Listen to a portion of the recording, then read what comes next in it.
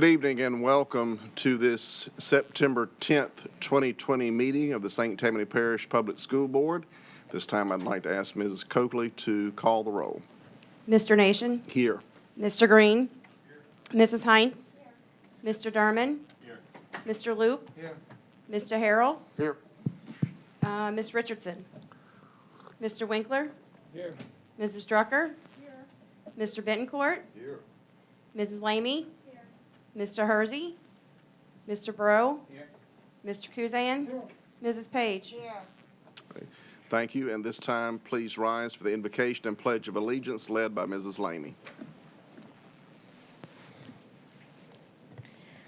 Father God, thank you for bringing us here tonight safely, Lord.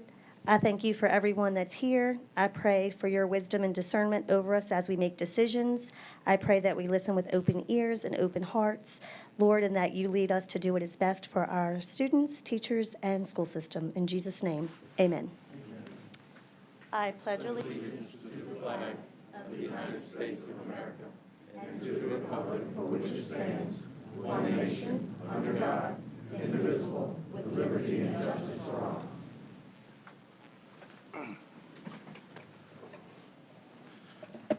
Thank you, Mrs. Lamy. Are there any board members that would like to recognize visitors? All right, we'll begin with Mr. Kuzan. Thank you, Mr. President. I'd like to recognize the family of Mr. Ray Alfred. Ray was the board member for District 14 for 24 years, did an outstanding job. So they are in attendance here tonight. Would you all please stand, the members of Mr. Alfred's, Ray Alfred's family?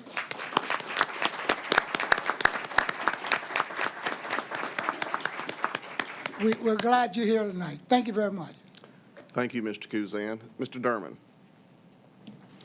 Thank you, Mr. Nation. I'm going to recognize someone that really isn't here tonight, but a dear friend of ours passed away, Ms. Sharon Glass, this week, and her services were today.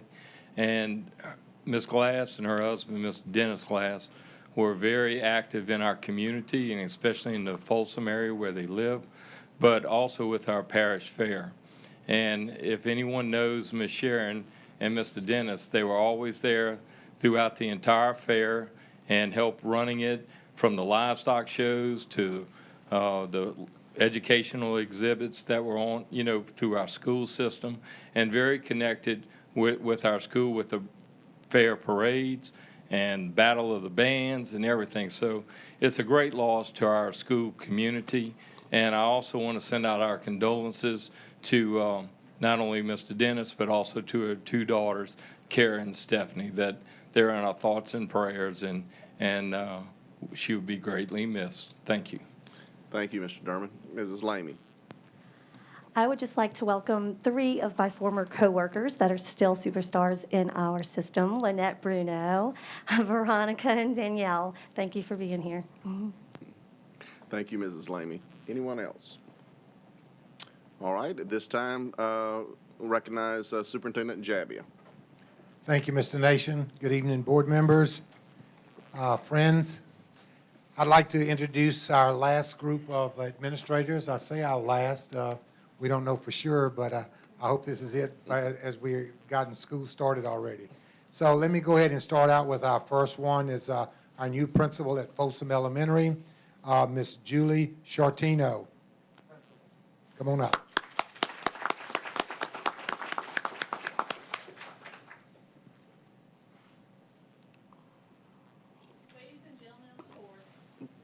Mr. Nation, Mr. Jabia, I'd like to thank you for this opportunity to serve the people of St. Tammany Parish, specifically the Folsom community. I came to this school 14 years ago and fell in love with it immediately. I was a teacher in Folsom for 7 years, then became assistant principal, serving another 7 years in that capacity. Now, after 14 years at my school and 21 years in education, I am presented with the best job in the district, a job that I've worked very hard for and suits me perfectly. The last couple of years, Folsom Elementary has become a top Title I school in the state. I assure you that under my leadership, we will remain a top-performing school. highly respected school that offers a caring learning environment with innovative instruction, creating lifelong learners. I must thank my school community for being behind me 100% the last few weeks as we steer our way through this tumultuous time. And also my biggest cheerleader, my husband, who always has my back. He never complains about me working late or on the weekends. He understands how much my school means to me. Thank you, ladies and gentlemen. Thank you. Your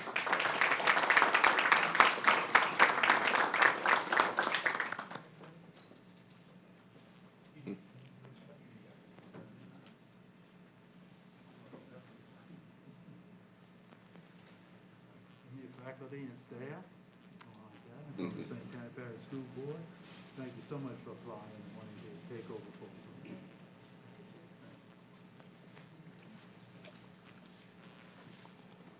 Saw those flowers there, I was gonna take them home to my wife, but I guess that's not gonna work. Thank you, Julie, we're looking forward to working with you. I know you're gonna do a great job there. Our next appointee is the new assistant principal at Carolyn Middle, Miss Pamela Rogers.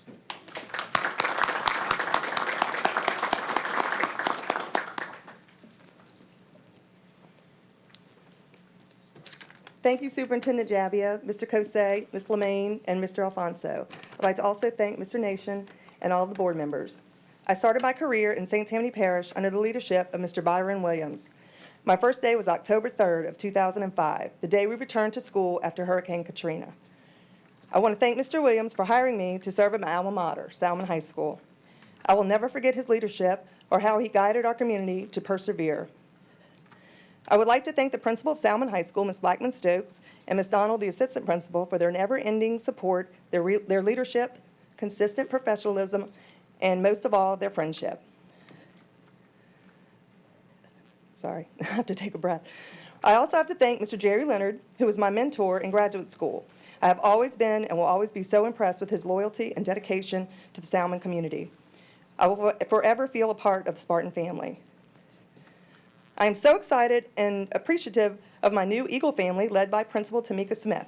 Her support and guidance, along with Carolyn Park Middle School family, has made me feel so welcomed. I'd like to thank my husband of 23 years, Tim, who has also been an educator in our parish for 24 years. Thanks for always being my biggest fan. I'd like to also thank my parents who are here tonight, Diane and Chuck Kimber. Thank you for all your love and support. I continue to rely on them so much, and I'm so thankful they're healthy enough to come tonight. I'd also like to send a shout out to my siblings because they couldn't come because of COVID. My brother Bob, Billy, Lisa, Richard, and Alicia. Thanks for always sending the Atta girls my way. Lastly, I'd like to thank my two children, both recent graduates of Slidell High. My daughter Olivia came in from LSU to be here tonight, and my son is at ULL. It's natural for me to be proud of all they have accomplished. It's not so natural to be proud of your mom, but I think they are. I hope I have inspired them to continue their education as I have, learning that has truly lasted a lifetime. Thank you. Oh, hold on just a second. Pam, yeah.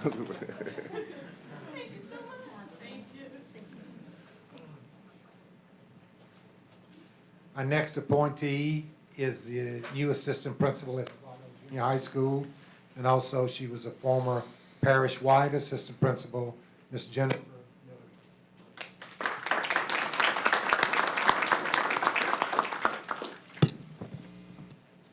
Hi, good evening, Mr. Jabbia, Ms. Lemaine, Mr. Kosei, Mr. Alfonso, and the board. I cannot truly begin to thank you for this opportunity without first sharing with you of how I got to stand before you tonight. How did I get here? Well, you see, my love for education began as a student in our school district. A long time ago, in 4th grade at Shada Ema Elementary, Miss McCarthy, my 4th grade teacher, she was nurturing, she was a fantastic teacher, just a perfect role model. And at that moment, I knew I wanted to be like her. And that's when I decided I wanted to be a teacher. And so it began. I had had many roles in our school district, first as a student, then as a teacher, counselor, administrative assistant, parish-wide assistant principal, and now assistant principal at Slidell Junior High. I am blessed and honored to be granted the opportunity to serve the Slidell community again as assistant principal at Slidell Junior High. I would like to thank all of you for this opportunity, and especially Mr. Mackin for entrusting his school community to me as I serve in the capacity of assistant principal. I will make all of you proud in this new role and look forward to a great year serving as assistant principal of Slidell Junior High. Thank you, and go Tigers. Jennifer? Jennifer? There- On behalf of the school board, I'm glad you found a home at Slidell Junior High, and we're Thank you. glad, we know you'll do a great job. We're glad to have Thank you so much, Mr. Pro. I appreciate it. The next 5 appointees are our new parish-wide assistant principal. I thought you were getting my flowers. Okay, all right. Our parish-wide assistant principals, we'll first start off with parish-wide at Folsom Elementary, Ms. Danielle Fontenot.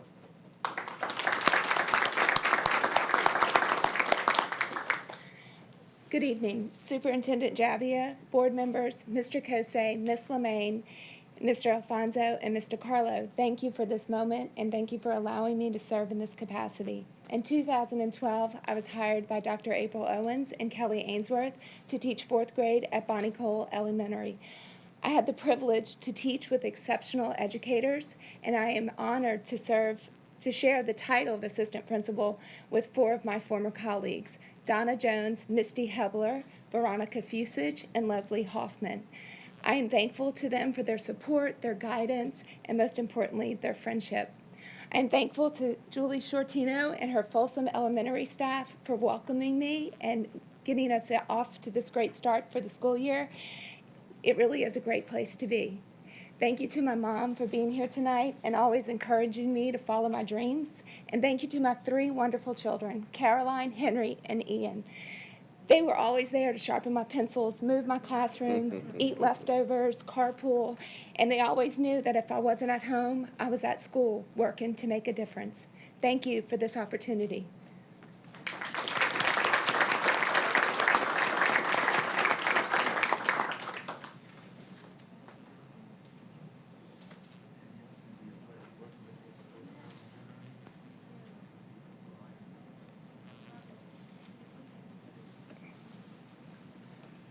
And because of the timing, Danielle will be serving the rest of this school year at Folsom Elementary, serving as assistant principal. Thank you.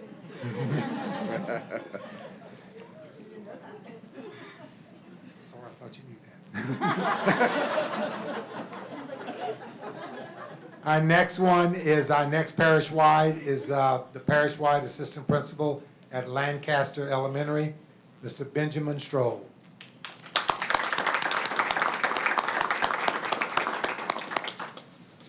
Good evening. First, I'd like to thank Superintendent Jabbia, as well as Ms. Lemaine and Mr. Kosei, as well as all the school board members for giving me the opportunity to serve our community as a parish-wide assistant principal.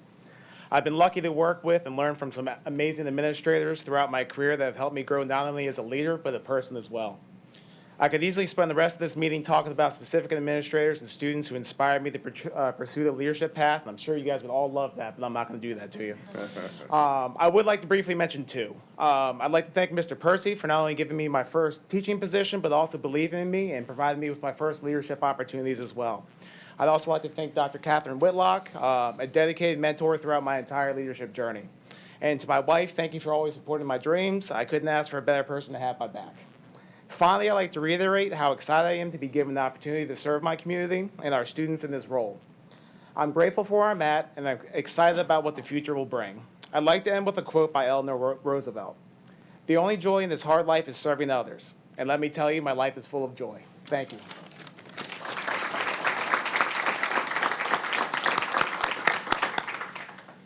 Benjamin, on behalf of the school board, we welcome you to Lancaster, and Lancaster holds a place in my heart.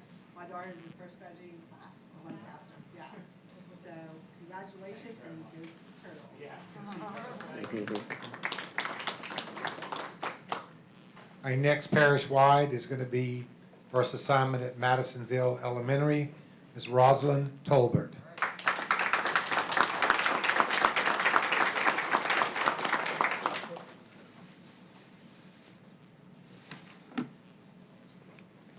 Thank you, superintendents, administrators, board members, and guests. I appreciate you offering me the opportunity to express my gratitude for being formally appointed as Parish-wide Assistant Principal with St. Tammany Parish Public Schools, and I am humbled. Thank you to the people who helped with developing me into the leader I am today. First of all, my caring Cypress Cove family, where I started my teaching career in St. Tammany Parish. The Slidell Pupil Appraisal team members I have worked closely with over the years.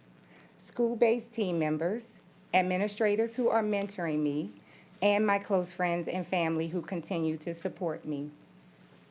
A few months ago, I mentioned to my immediate family, close friends, and my previous boss that I was contemplating whether or not I would apply for Parish-wide Assistant Principal.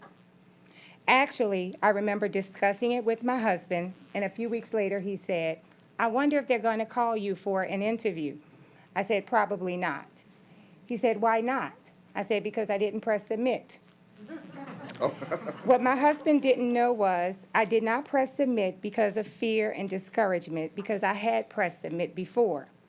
For days, my friend would say, "A delay is not a denial," and end our conversation with Isaiah 41:10. So today, I especially want to thank my husband, my children, and friend, who I am sure are just as grateful as I am that I did press submit. When I received the call informing me of the date of talking to the board, I thought, oh no, the board meeting where I have to speak to the board? I realized our speeches are not for the board, but for those individuals who are inspiring to press submit but are afraid. Yes, there are challenges and obstacles we all encounter in one form or another. And thank goodness we are not all in positions to make all the decisions in the world, because I'm sure it can't be easy. But pressing a submit button is something that you do have control over. So I implore you, press submit. Make a decision. Make an impact on the children in your lives, your classrooms, and your community. But before I return to my seat, I want to leave you with Isaiah 41:10. Fear not, for I am with you. Be not dismayed, for I am your God. I will strengthen you. Yes, I will help you. I will uphold you with my righteous right hand. Thank you for having me.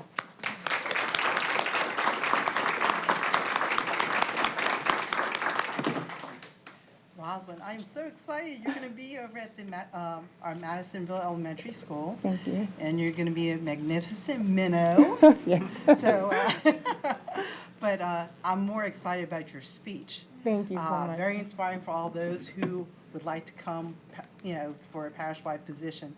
You're going to love Madisonville Elementary family. I do. And it is family. Thank so, you. Here you go. Token of our appreciation, and congratulations again. Thank you Have a so good much. year.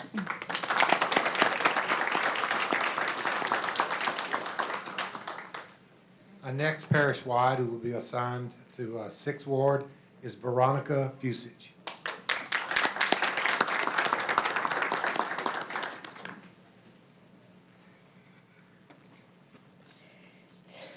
Good evening. Mr. Javia, Ms. Lemaine, Mr. Kosei, and members of our school board, I want to sincerely thank you as I accept this appointment as Parish-wide Assistant Principal. 10 years ago, I arrived to interview at job fair at Fontainebleau High School. The line of applicants was wrapped around the building. I almost left. Thinking back, this memory makes me smile. I did not leave, and this is where I met two of my mentors, Dr. April Owens and Miss Kelly Ainsworth. At Bonnie Cole Elementary, I worked alongside them for 8 years as they gave me opportunities to lead and grow. It was at Bonnie Cole where I had the honor of serving as District Teacher of the Year in the Junior High Division in 2017.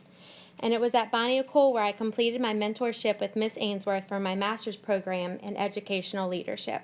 That wonderful school will always hold a special place in my heart.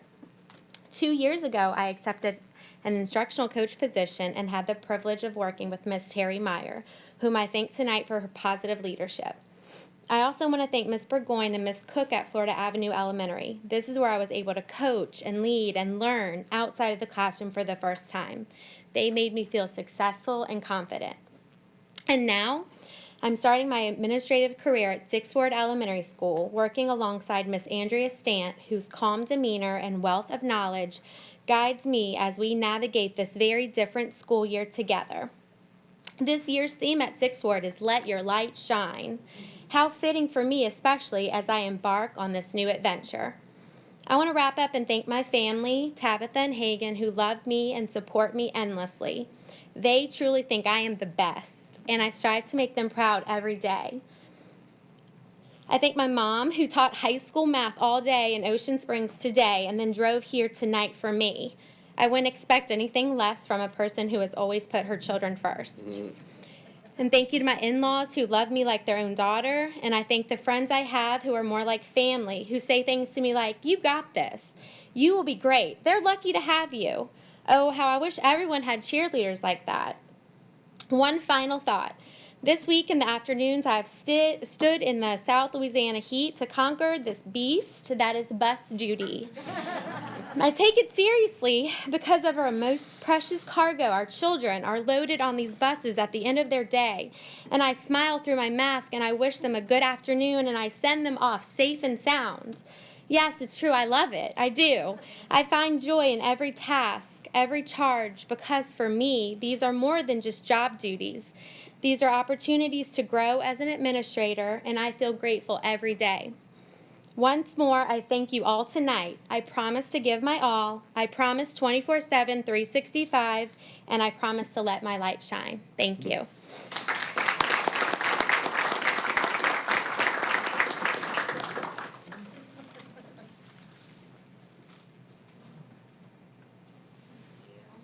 Congratulations, and I think you've already found that you're going to enjoy the family in Sixth Ward. Yes, sir. Thank you so much. Thank you.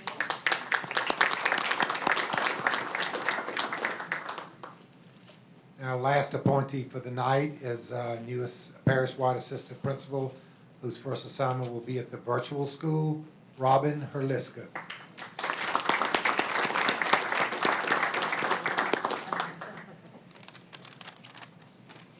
First and foremost, I would like to thank Mr. Jabbia and the board for this great opportunity to be a leader in St. Tammany Parish Public Schools. Over my 25 years, I have had many experiences along the way that have prepared me for this responsibility. I had the pleasure to work with many influential people. My first year of teaching, Mr. Kosei was my assistant principal. I can remember being called in for being 3 minutes late to duty. Needless to say, I was never late again. I have had the pleasure to work for Mr. Billy Percy for 16 wonderful years at Slidell High. Mr. Percy taught me a lot about leadership by putting trust in others and allowing them to grow. He gave me several opportunities to face new challenges as a leader, and I will always be grateful to him for that. I am currently facing one of the greatest challenges I have ever had at the virtual school. But I am surrounded by some amazing people, and we are doing amazing things every day. And whoever put my name as the contact for issues with virtual school, I'd like to meet you, and I want you to hold my phone for 10 minutes and hear the ding, ding, ding, ding, ding. But anyway, I will move on. And I look forward to many other opportunities in St. Tammany Parish Public Schools. I would like to thank my parents who are in attendance tonight, Cheryl and Alton Rock, my family, my 2 children who are here tonight, Riley and Bo, and my daughter Abby at ULM, and especially my husband, George Herliska, who tells me every day how amazing I am. Thank you.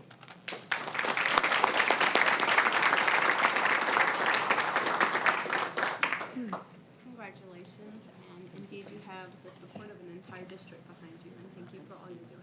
Thank you so much.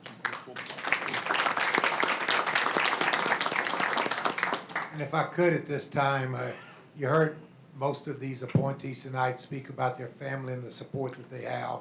And I would like for all of the family members to please stand and be recognized for your support of these wonderful people. Thank you.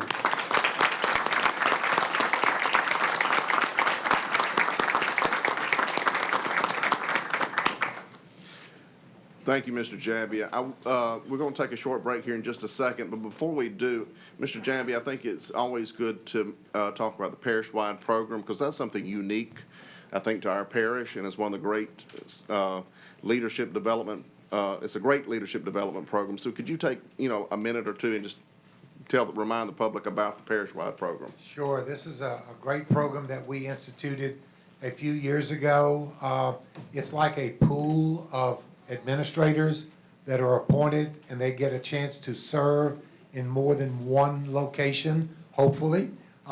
We try to move them every grading period from one location to another. We don't always leave them in their comfort zone, so they may be elementary certified, but we may put them in a high school, and you'd be surprised to know that once they finish that high school stint, how much they really liked it. It's a 2-year maximum program with 1 year at a time, but you can be appointed for the second year. It's a great training program. It's an excellent opportunity, and I think you can see from over just the past few years how this program has promoted and moved up these wonderful people that are now administrators in our schools. So we appreciate them very much. Thank you.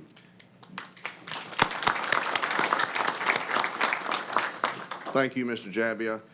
I'm going to declare a short recess to allow our appointees and their families to leave, if you so choose. You don't have to, but we're going to allow you to. So we'll reconvene at 7:30.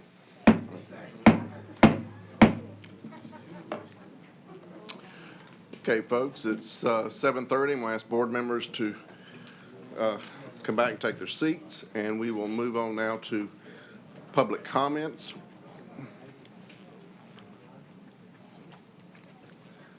We have 2 people signed up tonight for 5-minute public comments, and our first one is former school board member, Mr. Anthony Alford. Mr. Alford, welcome.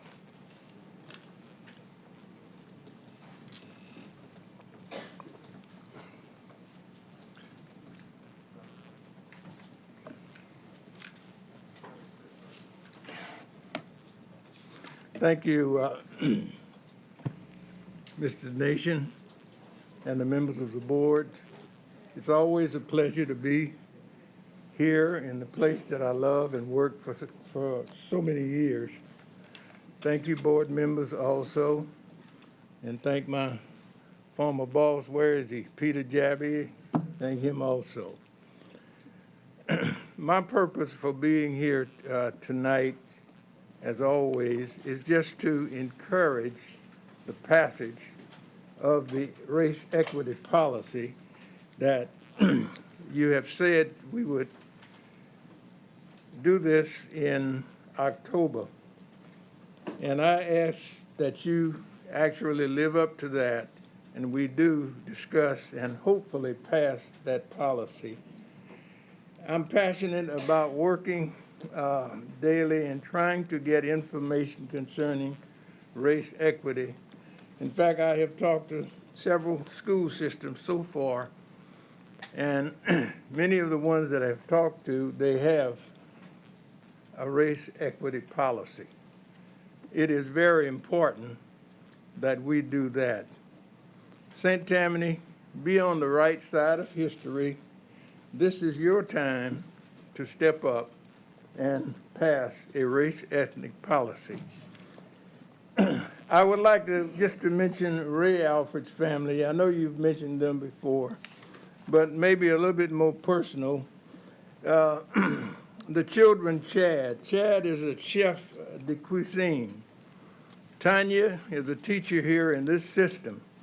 Brent owns a fitness gym facility in California.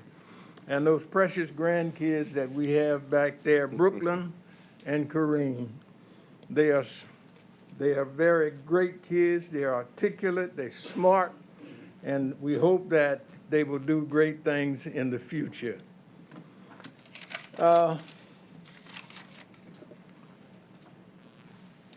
Another thing I would say, Ray served, as so many said, for 24 years on this board. He served the children of this parish in a great way, dignity, respect, and compassion. he always fought for the students and parents of St. Tammany Parish.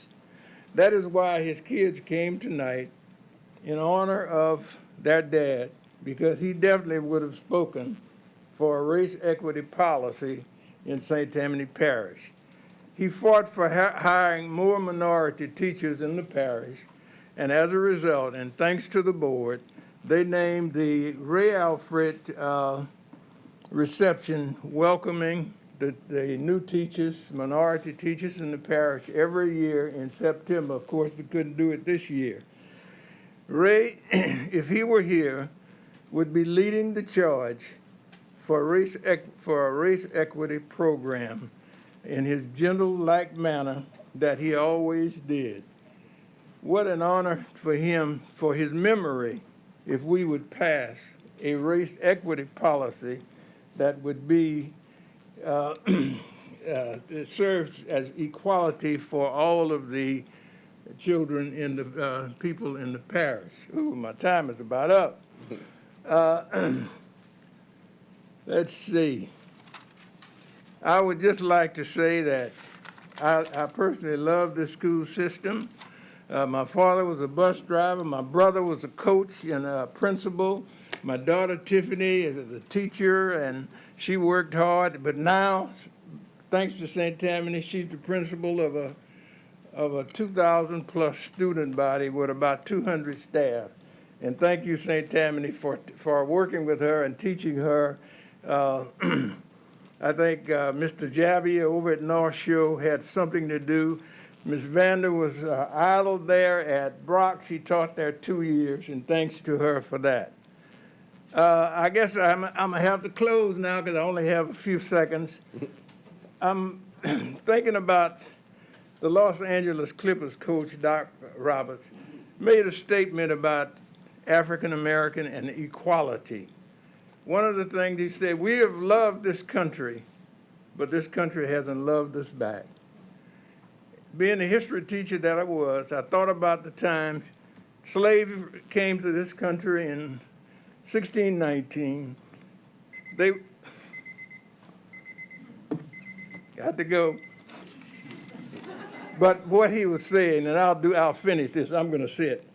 What Doc Rivers was saying, that we have loved this country for all of these years, but this country has not loved us back.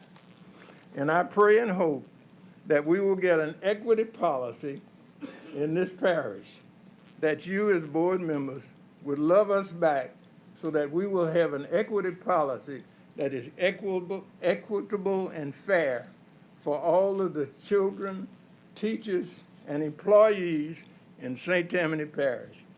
Thank you. Thank you, Mr. Alford. Next up is Mr. Wilbert Perryman.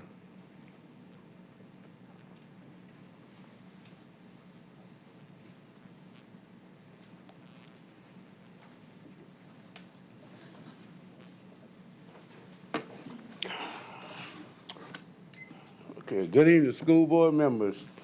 I'm Wilbur Perryman. I reside in Slidell. I am speaking on behalf of the St. Tammany branch of the NAACP. Thank you for this opportunity to speak. As the president of the NAACP, this branch supports the need for the St. Tammany Parish School Board to approve, adopt, and implement a racial equity policy. We also request that someone from the Good of Slidell Education Action Team participate with the central office in crafting the equity policy that will be voted on at the October school board meeting. It is important to have a diverse representation involved throughout this process. In addition, we recommend a diverse team be formed to develop a strategic action plan involving all stakeholders such as students, parents, teachers, etc., once the policy is approved. I'm not sure if you are aware, but there are students, parents, and teachers of color who are experiencing who are experiencing mistreatment in the St. Tammany Parish school system, but are afraid to speak up at forums such as this. Parents say they won't come forward because they don't want their child to be further mistreated or ostracized. And teachers say they are afraid of retaliation or retribution. With that said, our organization has received numerous complaints about black students being mistreated. I'd like to share some with you this evening without disclosing identified information. Okay, a black parent said her child's teacher did not contact her about her child's classroom performance. As a result, the parent made an appointment with the teacher, and immediately the teacher informed the parent that a child could not read.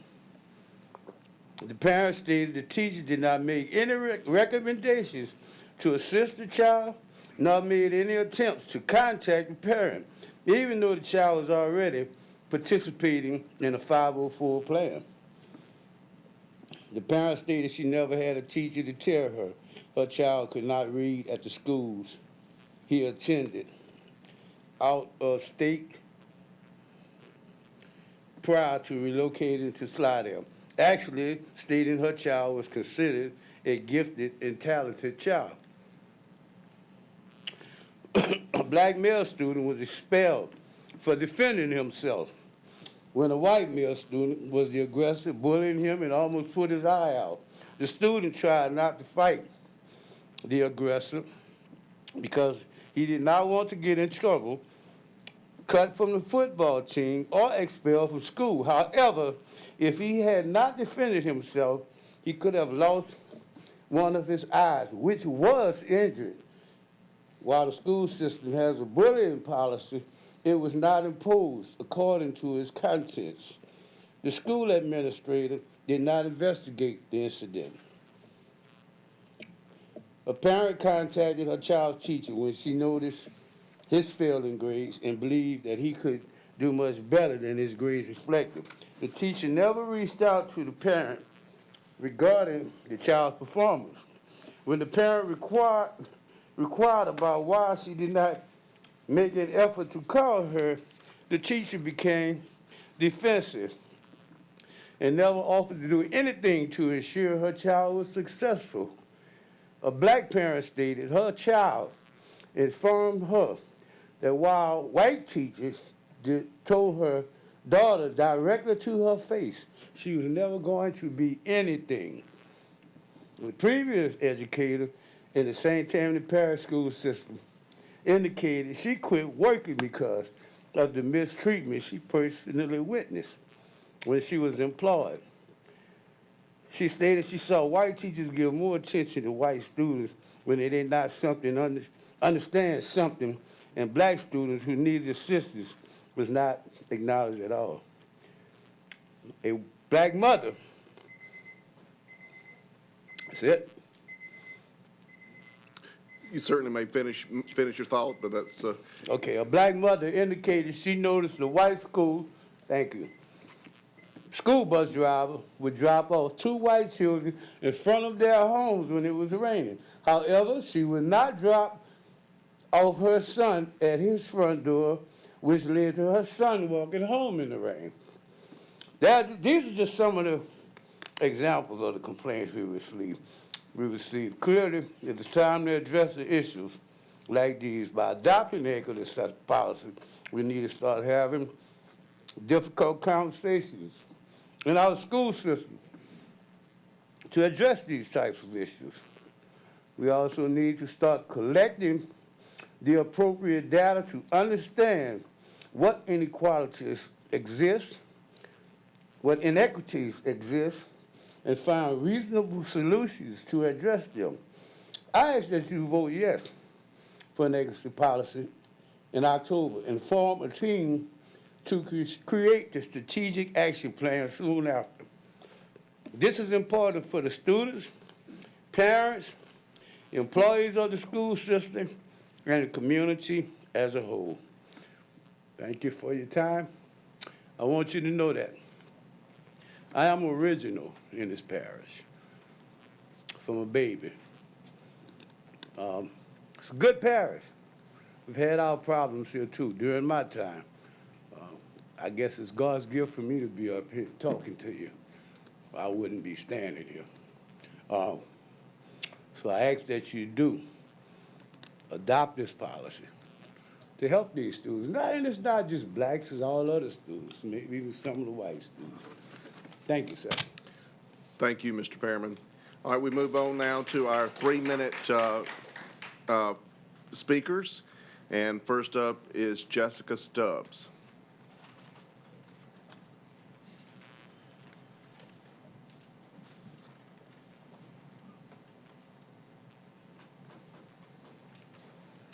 Good evening. My name is Dr. Jessica Stubbs, and I'm here tonight in support of an equity policy. My support stems from my belief that everyone in our school system and our community deserves fair and equitable treatment with the same likelihood for success and advancement as anyone else. I'm sure you all share these values. I know from research and analyzing school data that there are discrepancies within our system in hiring and education programs, discipline, and access to advanced coursework. There are also areas where we do not collect data, which we should be collecting data on, such as attitudes from students and parents and their success when they've left St. Tammany Parish. Hiring a qualified equity officer would be instrumental in identifying areas of need within groups, schools, and our larger community.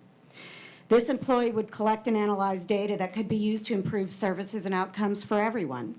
Better, more inclusive educational services and opportunities not only help our students and employees, but have the greater advantage of generating revenue and improving the economy and quality of life for everyone in St. Tammany Parish. An equity policy takes nothing away from anyone. I'm a retired resource helping teacher and the mother of 4 boys in the St. Tammany Parish school system. 2 have graduated, 2 are already in the system. My husband is a principal in this system and has worked at a variety of schools across the parish. 8 years ago, my family worked and attended school in Eastern Slidell. An incident occurred at Boyette Junior High where my husband was serving as principal. This event involved a political cartoon assignment where a child produced a poster containing a collage of political images, including a small portrait of President Obama. The image appeared as if it had been modified to portray a bullet hole in the president's head. The student who produced the poster said it was glue that seeped through the poster and dried. I've given up finding out the real truth about whatever happened because it was never investigated. But what I do know is what happened as a result. The image caused a student discomfort and stress at the school when she saw it hanging on the hallway wall. Ultimately, a photo of this image was sent to the national media, causing a PR nightmare for the school, a kangaroo court investigation, disciplinary action for employees, distress for students and teachers, and a school community in turmoil. The Secret Service visited a student's home. There were employees in our school district who received death threats. My family was affected by this, and I've thought about it for 8 years. And I realize that I'm privileged to have thought about it for 8 years because many people of color have had to think about this their entire lives. Please adopt an equity policy so our employees and our children can have productive conversations and the professional development that they need to prevent disruptions to our educational programming, prevent distress for our students, and give our teachers the tools they need to make wise decisions and lead difficult conversations. Thank you very much. At this time, next up is former St. Tammany Parish Supervisor, Mr. Byron Williams. Welcome, Byron.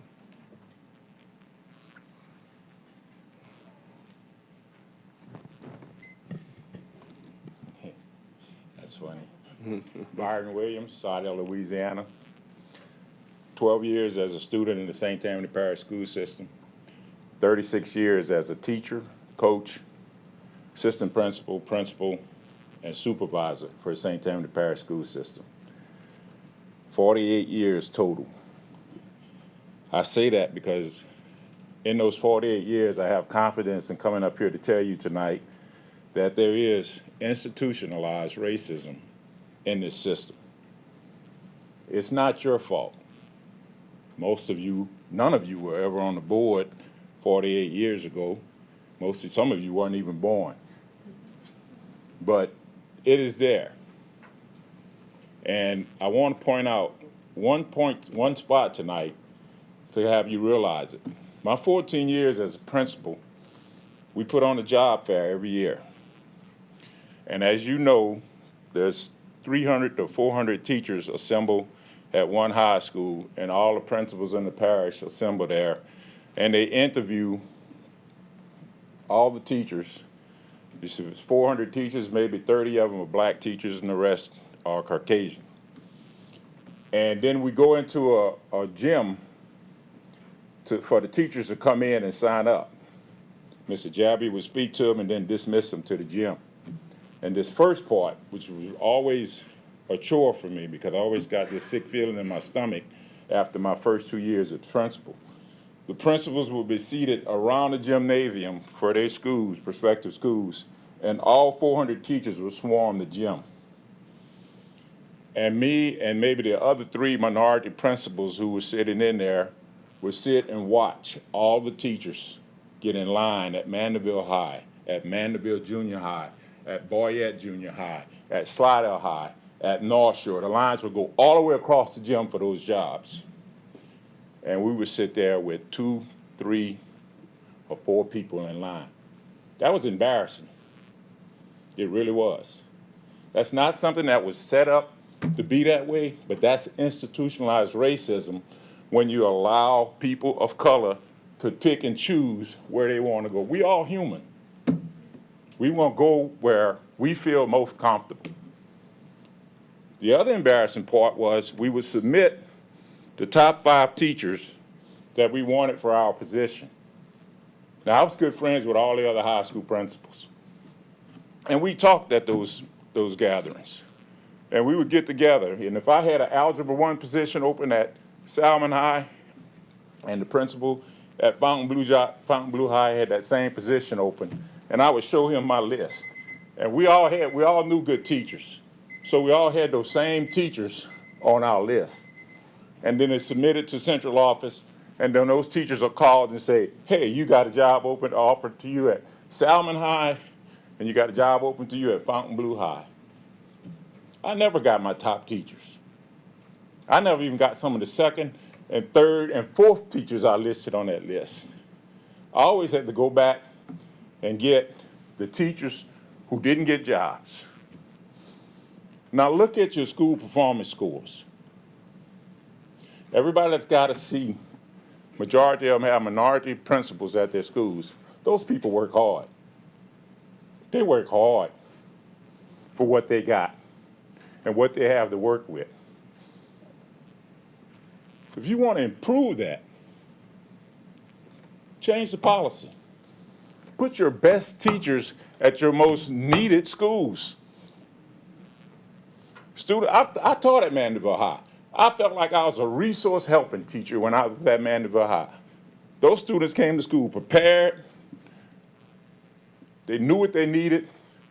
They had the money that they needed and things like that.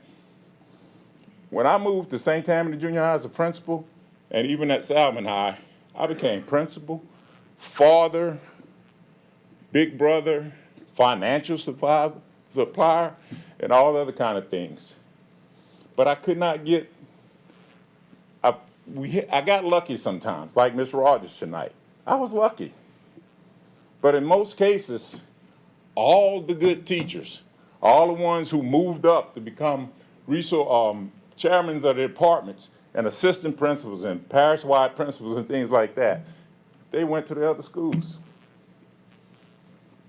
That's an example of institutionalized racism, Not your fault. It's been that way for a long time. And that's only one example I got tonight. If you want to hear many more, I see my phone number's on that list. Give me a call. I'll be glad to talk. And as I said, it's not your fault tonight. But failure to adopt an equality policy and failure to make some of the systematic changes that need to be made in this system for not just black students. I hate to tell you this, but all my years of working here, I graduated from Xavier University. I played basketball over there.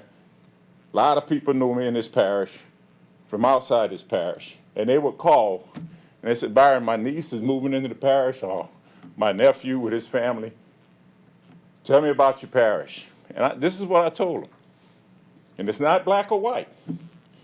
If you're making $200,000 a year and your kids are 3.5 grade point average and honor roll, this is the greatest parish to send them to. But if you have a special needs kid, if you're a single parent struggling, working at a place where you could get fired if you get called in for a parents' conference in the middle of the day, don't send your child here. And I hated to say that, but I wanted to tell the truth. And I came here tonight to tell the truth. And again, I want to emphasize, it's not your fault yet. Yep. Thank you. Thank you. Thank you, Mr. Williams, and thank you, Shanna. Next up is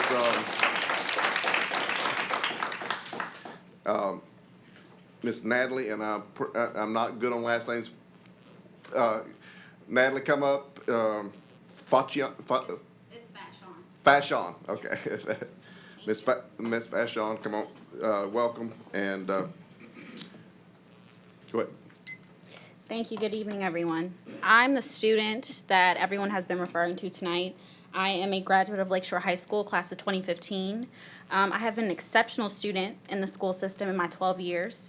I have been a student of the year twice. That's something that most students don't even get once. I've done that twice in my school system in the 12 years. I've also been a pioneer of the Gifted and Talented program in the Lacombe school system, which they did not have prior to me. I also graduated from Lakeshore with a 4.3 GPA, and I have an IQ of 146. So I'm an exceptional student, but I'm a lucky student because I had a single parent, and she tried her best to make sure I got the education I needed.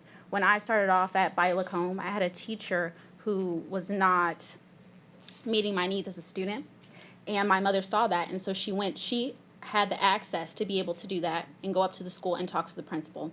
My principal was a black man, and he understood my mother's concerns as a single parent and asked her, well, what can we do? And he looked into it. With that being said, he advised my mother to get me tested for the Gifted and Talented program. There were no other resources for me, and nor was anyone in the school system going to see that I needed assistance in that way. I'm not a special needs kid in a need for success, not being up to par. I was exceptional student who had special needs, and my school system did not provide that. And when my mother was looking for the resources, they said, well, you have to be bused to the Mandeville system, which is a highly white populated area. It's not a coincidence that they have more money. They also have more white people. It's no coincidence that the Lacombe school system doesn't have many resources. It also has a large black population. And I just want to be very clear that I am the student that everyone is referring to tonight. And I'm a lucky one because I'm strong in my areas as far as academics. A lot of students are not, and they were not as lucky because they did not get those resources. In my experience there, like I said, I accomplished so much and I thrived. But with that being said, it's important to point out that the school system in regards to protecting its black and brown communities are not up to par. With that, with no equity policy in place, there's racism within the education system here in St. Tammany Parish, and I just want to point that out tonight. Like I said, I am a product of the system, and I'm proud to be that, but we cannot progress as a system if we're not addressing our problems. And my first introduction to racist and race relations and racism behavior actually started within the St. Tammany school system, and I just want to point that out. This was from my peers, from teachers, and from staff. It is difficult to come forward and talk about these things because young black individuals do not have language to say what's going on. They just feel mistreated. And we need someone in place to be a barrier between us and the staff and everyone else involved, even the school board, to talk about the problems that we're having. Because it's hard to come forward. It's hard for parents to come forward. It's hard for parents to care. because they're trying to put food on the table. So when talking about, their teacher made them feel bad today and they don't know why, it's hard to articulate that. Thank you. Thank you. Next up is Jordan DeFrank.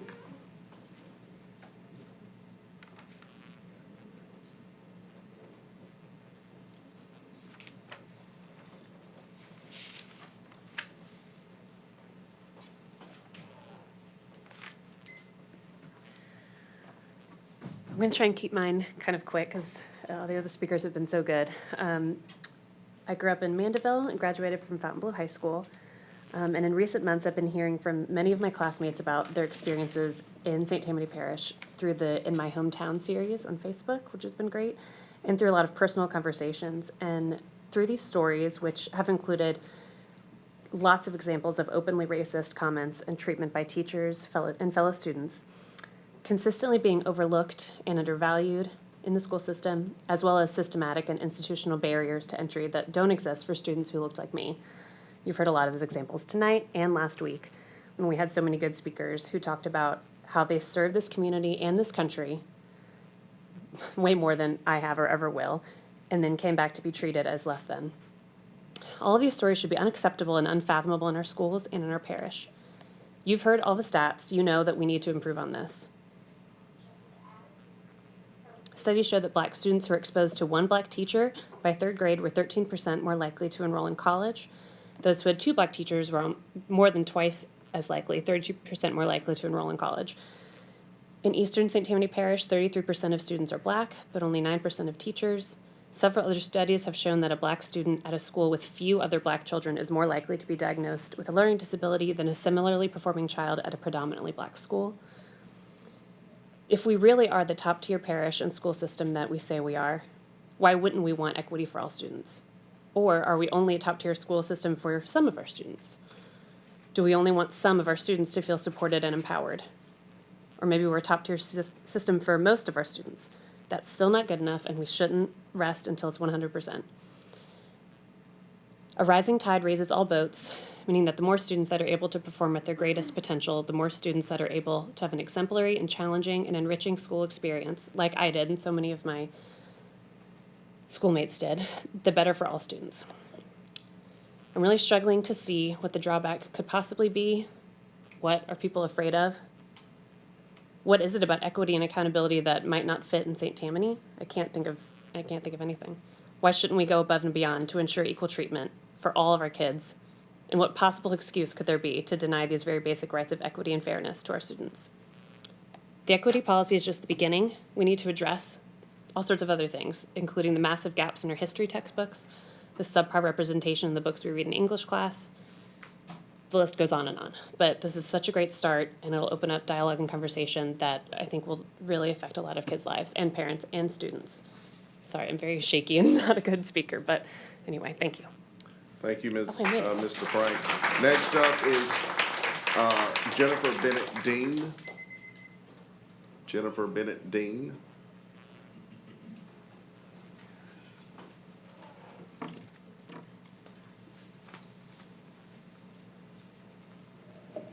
Hi, good evening. Welcome. First off, I want to say I am not here as an educator, which I am, of almost 25 years. I'm here as a parent. My kids are in this system, and my kids are struggling right now because they are not in school. I have a senior, a sophomore, and a 7th grader. My 7th grader is going to do fine, although she wants to be with her friends. My senior, however, is not. She is dyslexic, severely dyslexic. For her to go to math class one time a week isn't going to work at all. And I'm very concerned. She is a 3.75 national honor student. This kid has not missed a day of school in 11 years and 1 day for her senior year now. This is a kid who is willing to go sit in the parking lot of Mandeville High School to make sure that her attendance is counted and that she can do her work because we live in rural St. Tammany Parish and the internet sucks. We're not the only ones in this boat. My sophomore has Asperger's. He is literal. If the teacher tells him to do it on the computer He is doing it on the computer no matter what. We can tell him all day long, we don't have this, but he will argue us up and down. This is the kid, before he moved in with us, he is my stepson, that missed 135 days of school in 1 year with his mother in Oklahoma. This is a kid who has turned his life around, plays football for Mandeville High, and goes to school so he can play football. This is the kid every teacher wants in their class because he is the kid who is going to score the highest on the EOC test. But he can't do his work. So I am asking you, as soon as humanly possible, put these kids back in school 5 days a week. We are having issues getting them back and forth to practices. Again, we're having issues with the internet, and I honestly don't want my 17-year-old sitting in a parking lot to do her schoolwork. I don't think that's fair. I think we are all here for an education. I know that's why I put 25 years, 22 and a half into this system, 2.5 elsewhere. Thank you for your time. I appreciate it. Again, please put our kids back in school ASAP. Thank you, Mrs. Dean. Next is Mrs. Courtney Paylillo.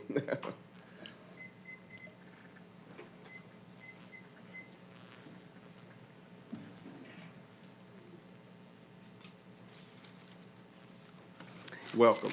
Hello. I am here about the equity policy. I had a chance to review it, and I am in favor of equity. I think everybody should be given the same amount of support that they need. Some kids need more support than others, you know? I mean, in my household, my 9th grader needs a little bit more help than my senior, or my 4th grader, you know? I think that, well, I know that I moved to St. Tammany years ago so that my kids could go to public school. That wasn't an option for me where I grew up, you know? And I've been satisfied pretty much thus far. I think that it's important to realize that we went as a parish from number 2 to number 18. So I think that there's a problem for sure. So I'm in favor of an equity policy where everybody gets a chance, you know, to succeed, because these are, the kids are the future. You know, they're going to be the nurses and doctors that are taking care of us when we're sick. And it doesn't matter what the color of your skin is when you're in a terrible accident and you're unconscious and you wake up and there's somebody there to save your life, right? You just want to make sure that they're going to take care of you the best way possible. I think it's encouraging to hear that, you know, everybody that's been up so far is interested in having difficult conversations, because this is a very, you know, sensitive subject. And we're at a point right now in our society where we all really need to unite under a common goal. And what I'm hearing thus far is the common goal here with this policy is to ensure that we have diversity, which is another reason why my kids are in public school, but also to have the opportunity for everybody to be successful, you know? And if that means, you know, maybe the issue is to the student to teacher ratio. Is that to, you know, is it 1 teacher to 21 students? Is that really effective? Maybe we need to review the curriculum. Where are we failing in the curriculum that we're now number 18? You know, it's not impressive now to be number 18 of 49 in the states. Maybe I heard the first gentleman say about issues of discrimination in some of the schools that are reported to their organization, but not to the schools because of fear of retaliation. Maybe we need to investigate some kind of parent caregiver program so that we can empower parents to be able to report these things, because St. Tammany has an equity policy from 1969 or something like that. And I had to do a lot of research because I didn't really understand any of this and see, you know, what the deal was. And it seems like there were 11 lawsuits against the parish, against the school board, that I was able to see since 1989.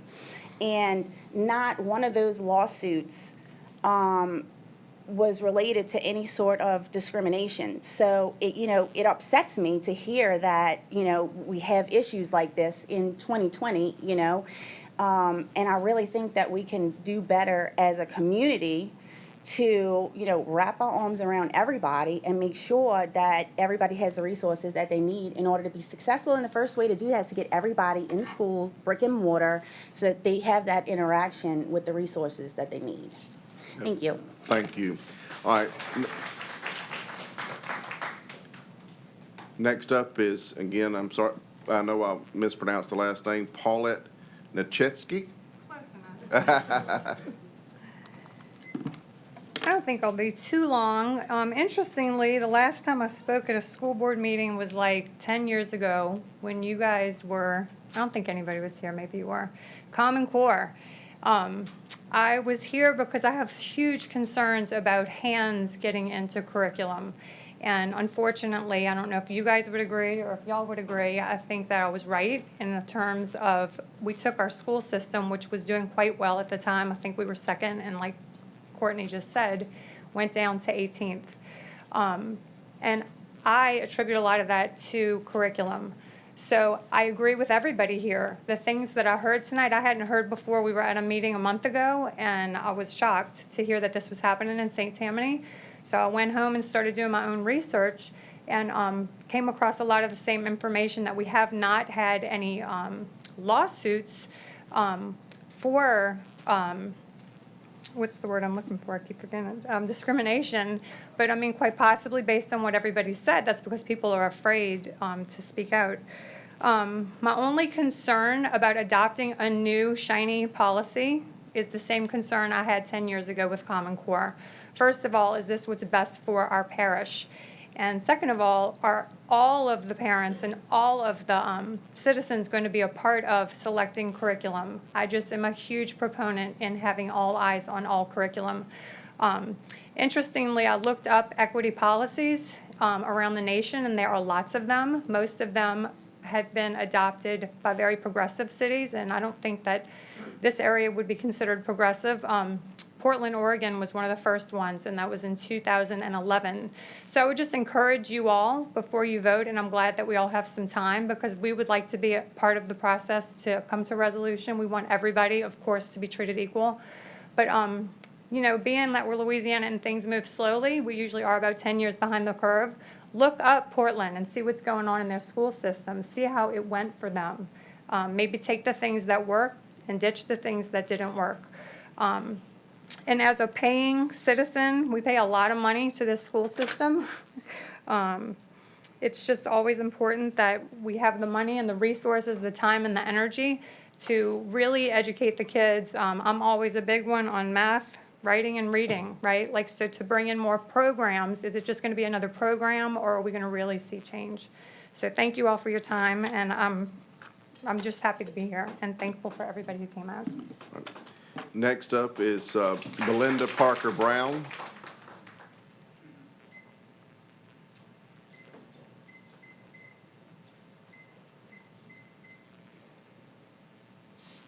Good evening, everybody.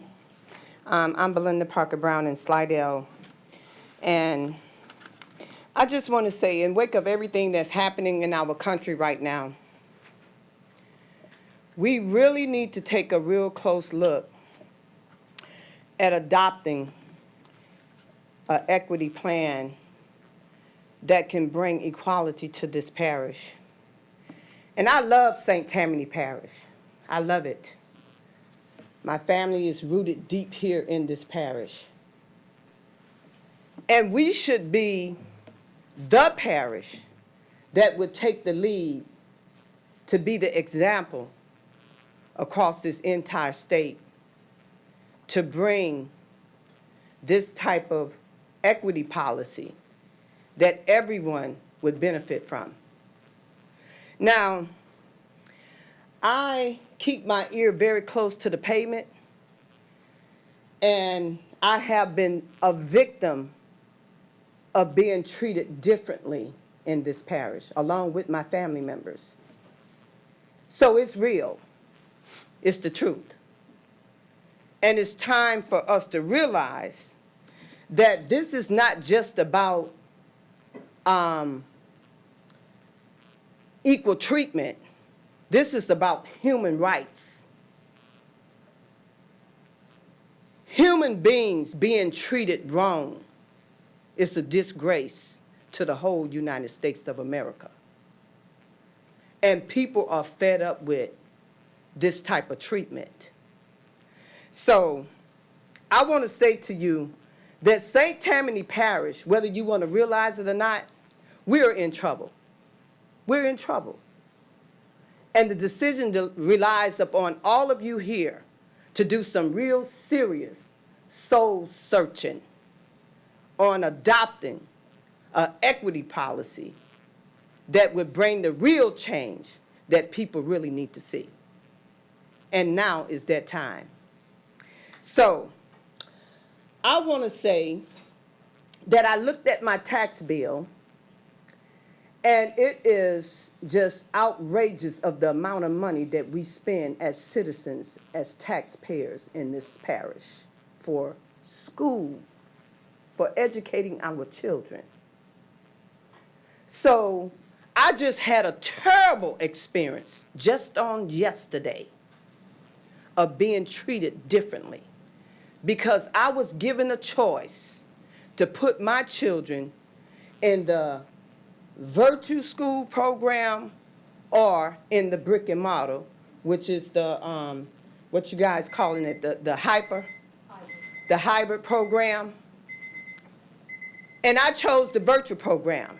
But guess what? School for the virtual program starts on Monday, September the 14th, and my children do not have the resources that they're going to need in order to start school. I was told that they won't receive their books until sometime maybe late October. Now, why are they being treated differently from the children that chose to go to the hyper program versus the virtual program? Why are they not getting their books? So that's proof right there. And I videotaped it. I videotaped the school giving out the books to the children that signed up for the hyper program, and I was told that my child would not get her book because they was on back order. But my mind think, well, where are they? We knew this was coming way back in March. Are they stacked in a warehouse somewhere? I don't know. Are they on the black market? I don't know. All I know is that my child have not gotten her book and school start on the 14th. So thank you for the time. Okay. Thank you. Thank you, Mrs. Brown. Next up is Judith Champagne.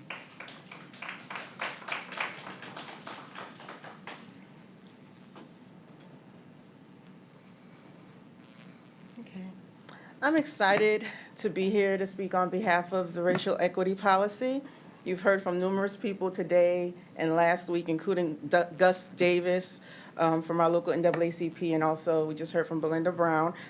I'm Dr. Judith Champagne, and my medical doctorate does qualify me to speak on the benefit of this policy, both psychologically and developmentally, for our students. But what qualifies me even more than that is the fact that I'm the mother of 2 young children who were born and raised in St. Tammany Parish, and my husband and I have lived in Madisonville for the last 5 years. St. Tammany Parish School Board, we are blessed to live in a community where there are citizens like Jessica Stetchman, Marie Wade, and the other co-authors of this policy who took it upon themselves to do the hard work of doing the research, crunching the numbers, drafting the policy, and then coming up with a plan to implement it, leaving you all with the easy task of passing it. Now, I understand it may not seem easy because whenever we deal with race, there's components that could get emotional and sometimes even political. But that does not have to be the case here. And the reason I say that is because this policy is totally data-driven. Just look at the numbers. No emotion needs to be involved in it. I know you all have seen or should have received the data, that's the supporting data for this policy that came from the co-authors. And if you look at the numbers, there's a clear need for this policy in St. Tammany Parish. And if you don't agree with the numbers, that's okay too. You know why? Because the policy ensures that new data will be collected on a continual basis to either support your belief in the numbers being true or not true. Either way, the policy will help in both regards. So I'm a part of a network of 190 St. Tammany Parish mothers, and we've been watching the movement of this policy very closely. Even though we're not here because of COVID, we have been watching the movement, and we're looking forward to seeing it on the agenda in October. As a school board, you all should support inclusion, diversity, equity within our public school system on all levels, not just student-wise, but teacher-wise, support staff-wise. So we're looking forward to October to hear your thoughts on it and to see it be ultimately passed. And thank you so much for your time. Thanks. Thank you, Dr. Champagne. Next up is, and last is Coco Darrow.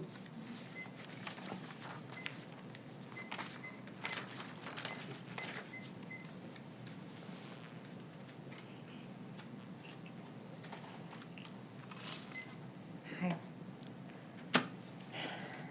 In every generation, we all have the opportunity to make the world a better place.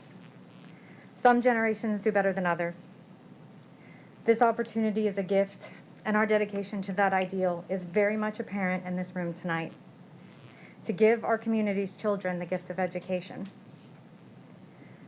Lately, I've seen such an unprecedented, enormous effort put into changing the entire structure of public education. It's been amazing to watch our teachers and administrators basically redefine the wheel and try to adapt to these new circumstances. It shows that when confronted with a problem, the schools can adapt in order to do what's best for our kids and teachers. And what I come today to talk to you about is the need for equity. The need for every child in our district to reach their maximum potential. If every child in our district is not getting the same considerations, then we are not doing our job to best educate them. We are not making the world a better place. I ask you to confront these discrepancies, to adopt a formal equity policy. I won't try to synopsize the equity policy that has been proposed, but I urge you to read it. In it, you will find hard data that highlights some concerning statistics that show that our parish is not giving every child the same experience. I'm deeply concerned that this policy will be stonewalled. Finding the barriers to an excellent education and removing them should be at the forefront of our agenda. Our school district is one of the best in the state, but it's not the best in the state, and there's room for improvement. It's unacceptable that a child or teacher be treated any differently because of the color of their skin. We come to point out a problem and we offer solutions. Adopting this policy would make our district better. And just like adapting to the pandemic, we must adapt to this problem. Now is the time.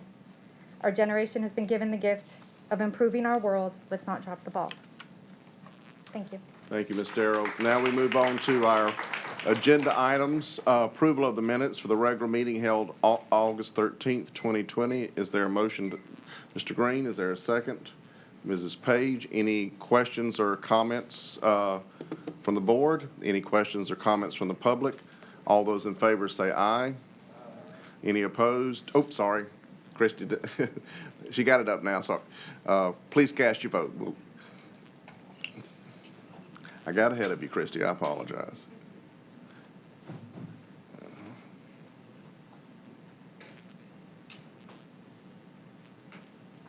And the motion is adopted unanimously.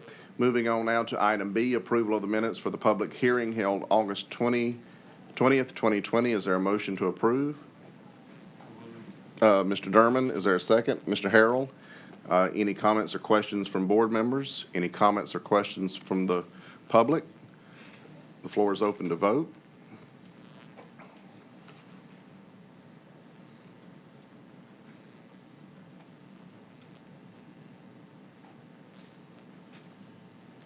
And that motion is adopted, 12 yeas, 0 nays, with 2 abstentions. All right, moving on now to item C, appropriate retirement resolutions for the following certificated personnel subsequent to August 13th, 2020. Mr. Kosei.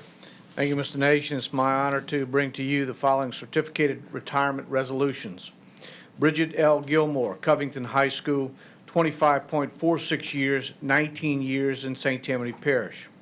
Lisa H. Bodner, Folsom Elementary, 24.54 years, all in St. Tammany Parish. Mary M. Vergara, Fontainebleau Junior High, 12.99 years, all in St. Tammany Parish. Susanna S. Welsh, Lancaster Elementary, 27.04 years, all in St. Tammany Parish. Karen W. Rayburn, Lee Road Junior High, 27.16 years, 19.16 years in St. Tammany Parish.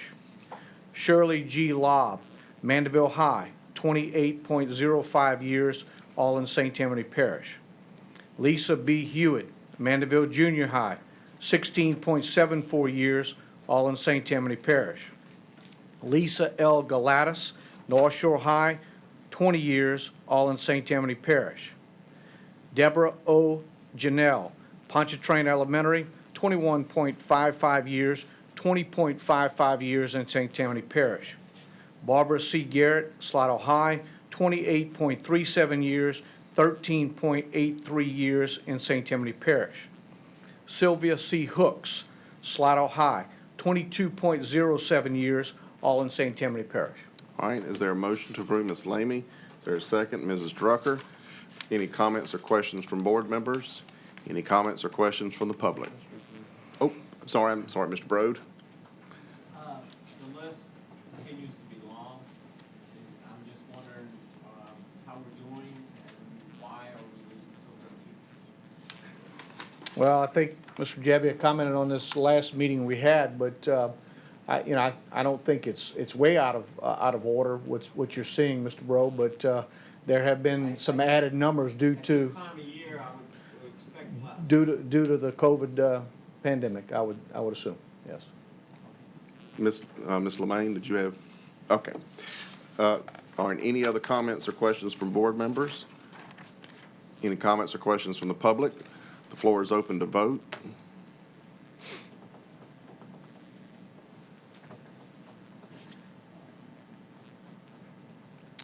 And the motion is adopted unanimously. Moving on now to appropriate retirement resolutions for the following non-certificated personnel subsequent to August 13, 2020. Mr. Kosei. Mr. Nation, it is also my honor to bring to you the appropriate retirement resolutions on the following non-certificated personnel subsequent to the August 13, 2020 meeting. Linda G. Reidling, Bayou Woods Elementary, 19.73 years, all in St. Tammany Parish. Ellen B. Funk, Covington Elementary, 31.43 years, all in St. Tammany Parish.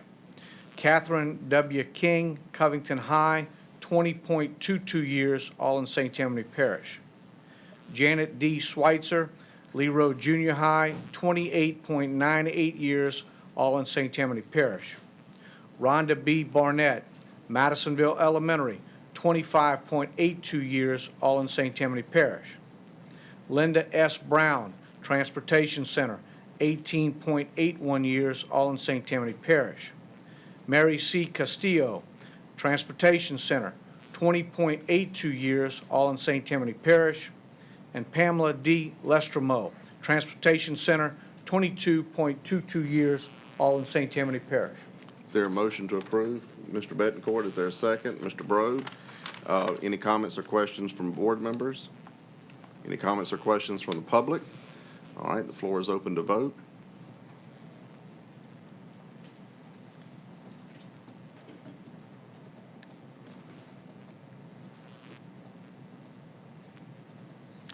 And that motion is adopted unanimously. Thank you, Mr. Kosei. Thank you, Mr. Nation. Moving on to consideration of bids for Lancaster Elementary School additions, STPPS project number 2000.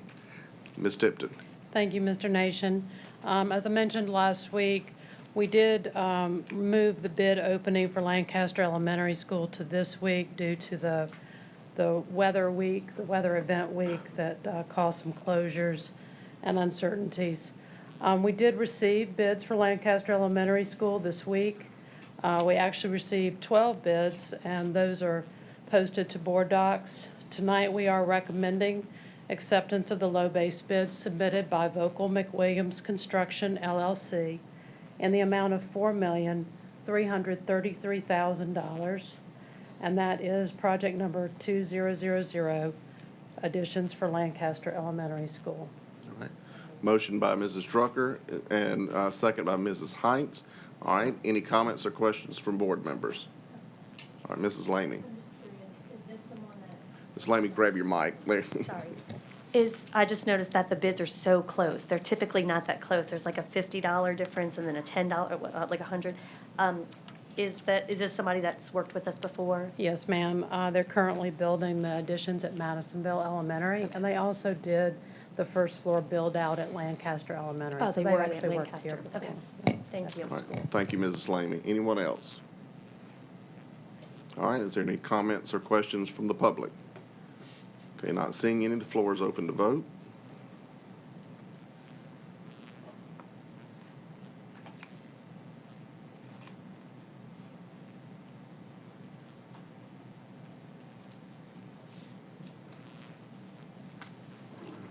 And that motion is adopted unanimously. Thank you so much. Thank you, Ms. Tipton. We move on now to item F on our agenda, Superintendent Search Process, and I recognize Mrs. Heinz. Thank you, Mr. Nation. Tonight, I'd like to report that on Friday, September 4th, Mr. Nation, Mr. Harrell, Mr. Alfonso, Ms. Niehaus, and myself met to open the applications that were in the mailbox for the superintendent search. We received 5 applications on that day. 4 of the applications were valid and certified applicants. One of them was not, and that person just didn't have the proper certification, so they will be notified that that was the case. Then on Tuesday, the 8th, we received another properly postmarked application. It was validated and certified. Mr. Harrell has checked the post office box on Wednesday and Thursday, and there are no other applications in the box as of those dates. So at this time, we have 5 applicants, and I'll go ahead and name them in alphabetical order. They are Mrs. Dorable Dangerfield, Dr. Robert DeRoche, Mr. Frank Jabbia, Mrs. Amy Lemaine, and Dr. Corwin Robinson. So board members have been given copies of their applications, and the applications have been posted on our website. And I was curious if any board member had any questions about the process up to this point. I don't see anybody. Great. So then, tonight, as I told you last week, we have many decisions to make about proceeding with the process. And we've asked Mr. Bob Hammonds to come with, to speak with us and help us through this process tonight. So at this time, I'd like to introduce Mr. Hammonds, who is with Hammonds and Sills Law Firm. I'm going to let him tell you a little bit about how many searches he's participated in and some of the things that he's advised us with before. But before I do that, I'd like to tell you that he's worked with our school system on many other things, and in addition to giving us great legal counsel, I think he graduated with high honors from the School of Fairness to both sides, and definitely common sense. So we're very happy to have him with us this evening to help us out. And I recognize Mr. Hammonds, and Mr. Hammonds, that's about the highest compliment anybody could be paid is to that you graduated from the School of Common Sense and Extreme Fairness. I like that. So.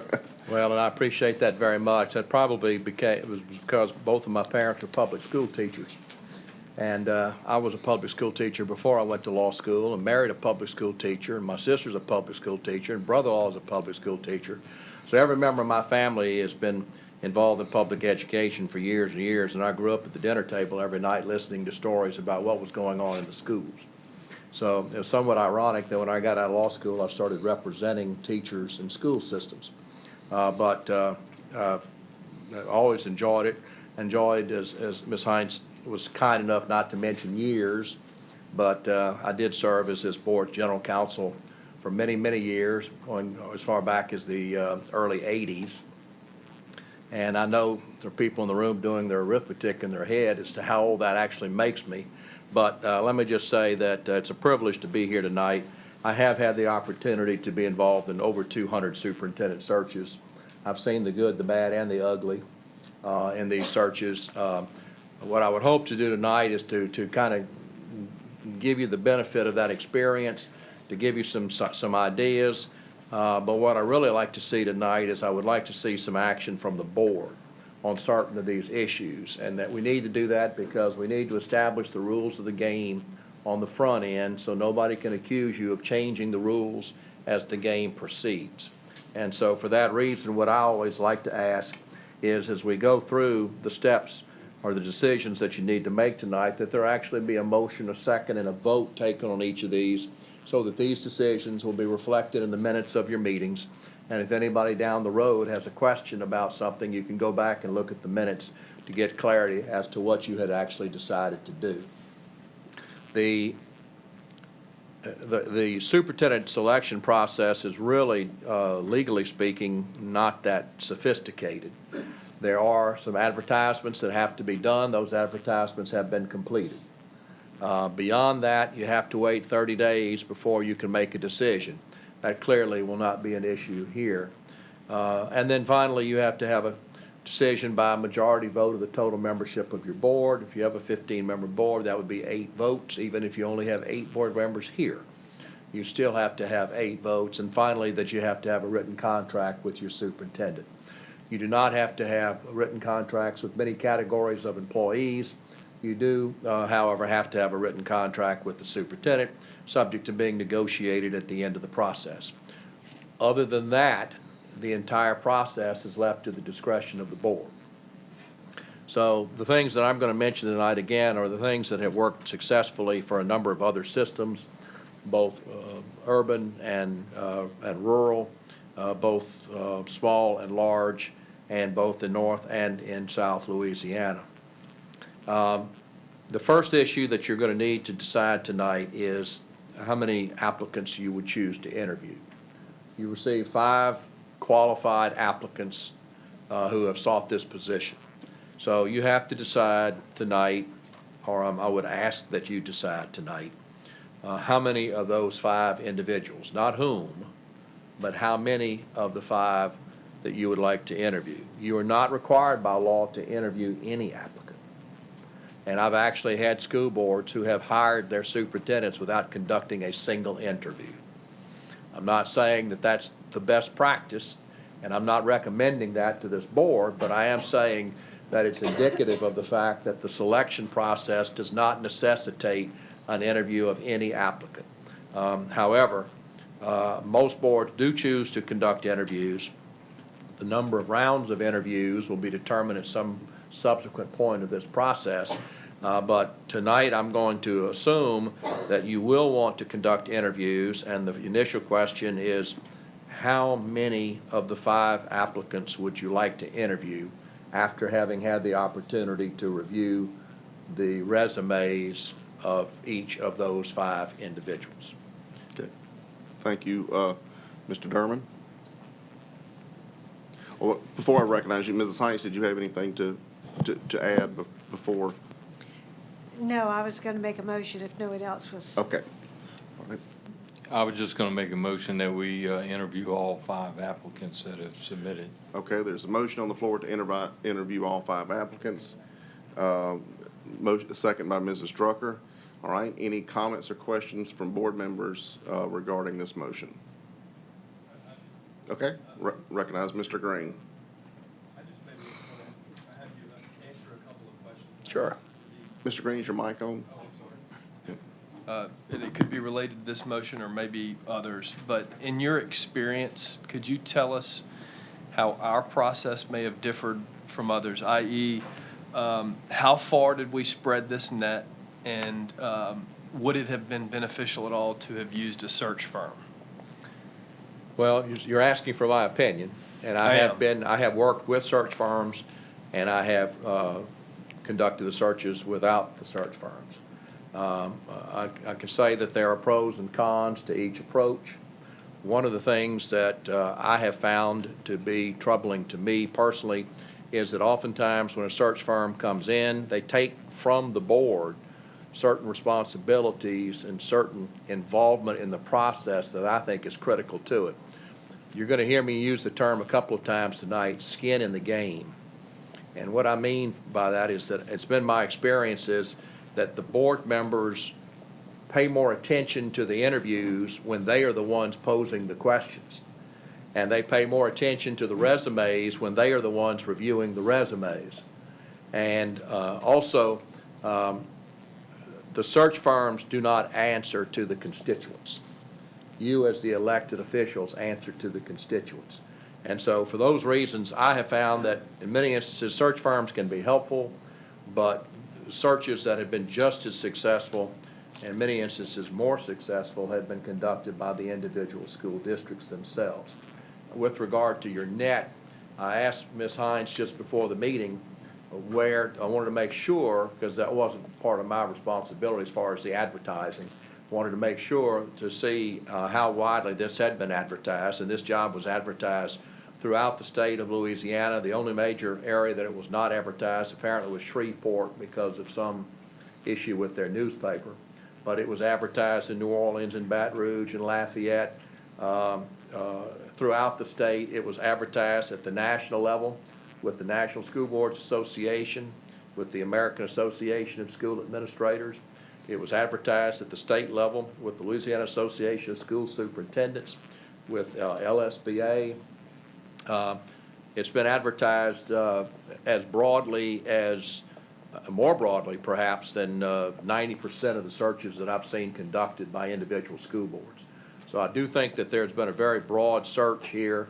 I will tell you, and I don't really hide any punches here, the fact that you had a relatively small number of applicants was a little bit surprising to me. Yet I just finished a search in Vermilion Parish where they only had 3.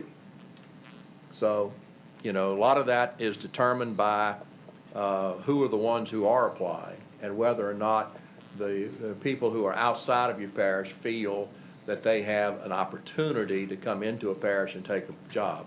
And I can just tell you from having represented many, many different districts in the state that sometimes it's more difficult for somebody coming from the outside to sell themselves to a majority of the board rather than somebody who's already inside your system. And I'm not saying that's a good thing or a bad thing, because oftentimes you like to reward those who stayed with you and who matriculated through your system, and that's a form of rewarding them for having done so. So the answer to your question is that I think your scope of advertisement was very broad. I think perhaps the small number of applicants was based either on the fact that you had some really, really strong local people that outside people didn't think they could compete successfully against. Perhaps it had something to do with the COVID, and perhaps it had something to do with hurricanes. I mean, there's a whole multitude of factors here that are going to weigh into that decision. So I hope I answered your question. You have, Mr. Hammonds, and I think having conducted over 200 searches in our area, I think your opinion is extremely valuable, and I appreciate it. Thank you. Well, thank you very much. Thank you, Mr. Green. And Mr. Hammonds, just for the benefit of the public who may not recognize certain acronyms, who is LSBA? LSBA is the Louisiana School Boards Association. LAS is the Louisiana Association of School Superintendents. NSBA is the National School Boards Association. AASA is the American Association of School Administrators.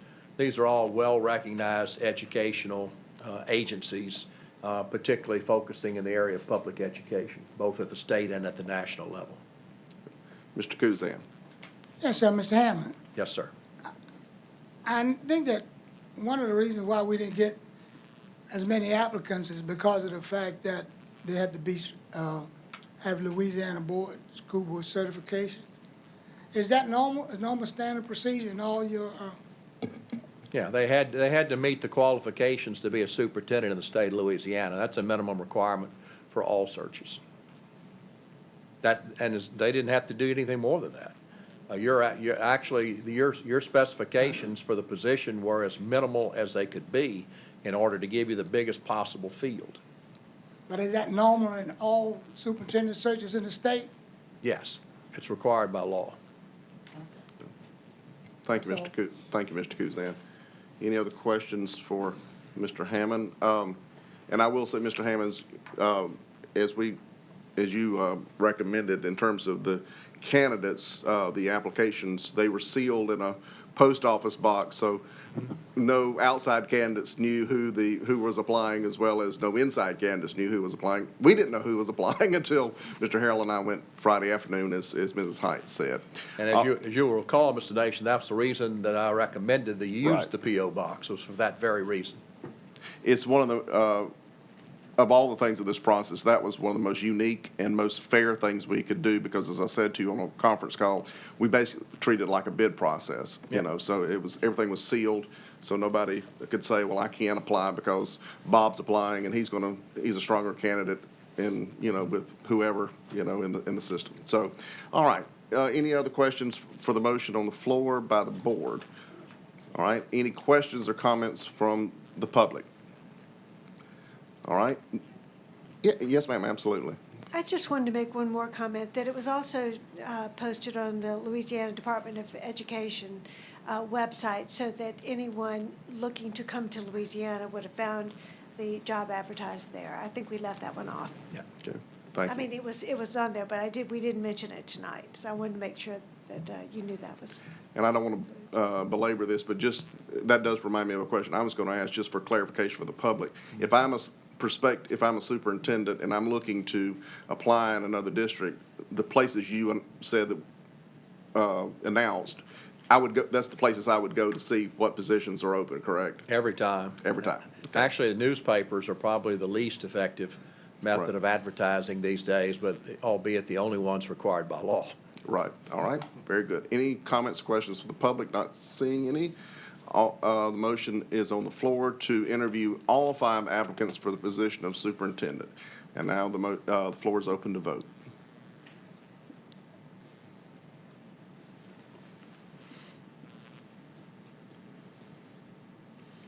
And that motion is adopted unanimously, all right? And that moves us to, allows us basically to skip the second question. The second question was, who do you want to interview? But that has already been answered, so we move to the third question. And the third question is, in what order do you want to conduct these 5 interviews? The order of interview is something that can be considered to be advantageous to be in certain locations in that order. And so what I suggest, again, in the interest of total fairness, is that they be randomly selected. Ms. Heinz, I'd ask her to put together a fish bowl with names in a fish bowl, so that we can do this in public and everybody can see that these names are just being randomly selected, 1 to 5, so that when they're notified, they can be notified as to what time they will need to appear on each of these days. So I don't know, Mr. President, who you would like to have use the fish bowl, if that process is acceptable. Well, I think since those are Mrs. Heinz's fish bowls, I'll let her. Oh, I'm sorry. I move we use the random method. Okay. Well, okay, so there's a motion to adopt the random method, a second by Mrs. Page. Any questions or comments from board members about doing the fishbowl method? Any comments or questions from the public? Okay, all those in favor, sorry. Okay, getting ahead of Christie again.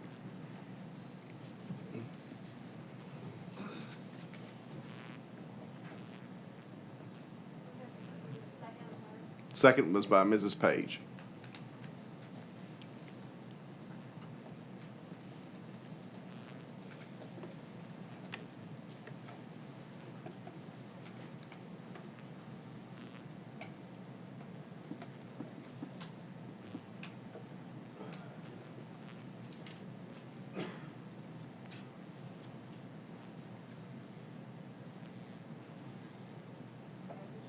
Oh, sorry. I'm voting yes. I was zoned out on there for a second.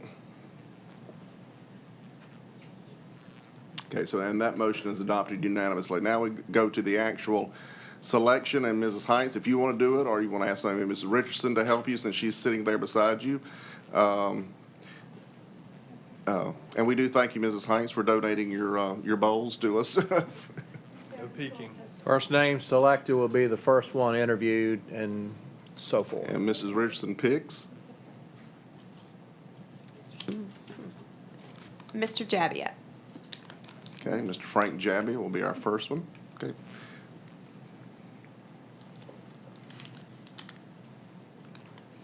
DeRouche. Dr. Robert DeRoche. Dr. Roche, I'm so sorry. Dr. Robert DeRoche is our second interviewee. Miss Lemaine. Mrs. Amy Lemaine.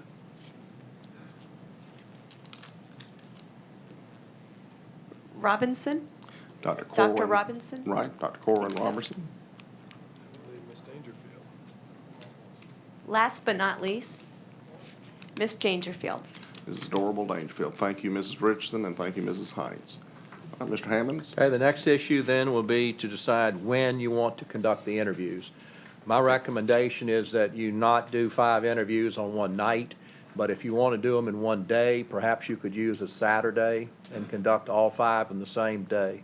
That would reduce the number of questions that you would need to prepare for the interview session, and I think it's a lot easier than trying to squeeze in late-night interviews of some of these applicants. However, if you choose to do them at night, that would be acceptable as well. My recommendation there would be 3 on one night, 2 the next. I would not do more than 3 interviews in any one night. I just think it's too difficult on the board members. Okay, thank you. And I recognize Mrs. Hines. I would recommend that we conduct the interviews on Saturday, October 3rd. I think the weekend before is an important LSU game. So, and I think October 3rd would give us enough time. And, you know, we'll need to remember that the interviews will probably take about an hour each one, and, you know, approximately. And we'll have a little bit of business to tend to before the interviews begin. So it'll be a relatively long day. And of course, they will be held in public, and the public would also be available to attend on Saturday, October 3rd. So that's my recommendation. All right, so Mrs. Hines moves that we do Saturday, October the 13th. All right, so Third. I'm sorry, it's 3rd. It's late. Is there a second? All right, second by Mrs. Richardson. All right, the floor is open for board members. Mrs. Lamey, I saw you. As long as I just wanted to make sure, you do like a head count, make sure you have 8, because I can't be there that day. I just want to make sure that, I know Mr. Thursday might not, but you guys can be there, right? Make sure you have enough, because I'm okay with that. I just want to make sure. Okay. Yes? All right, Mr. Brode. Thank you, Mrs. Lamey. Mr. Brode?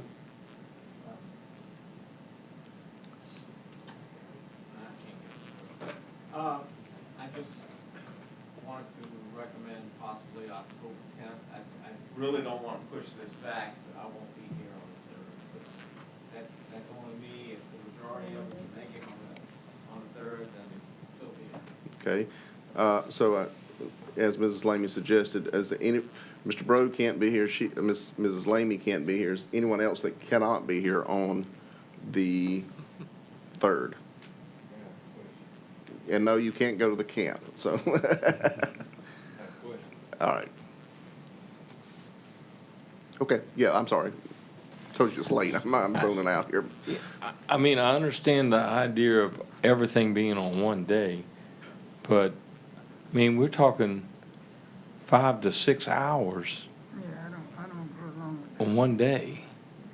I mean, I don't know how fair that is to every candidate, that we're going to be totally attentive if it's candidates, you know, towards the back end of it, the 4th and 5th candidates.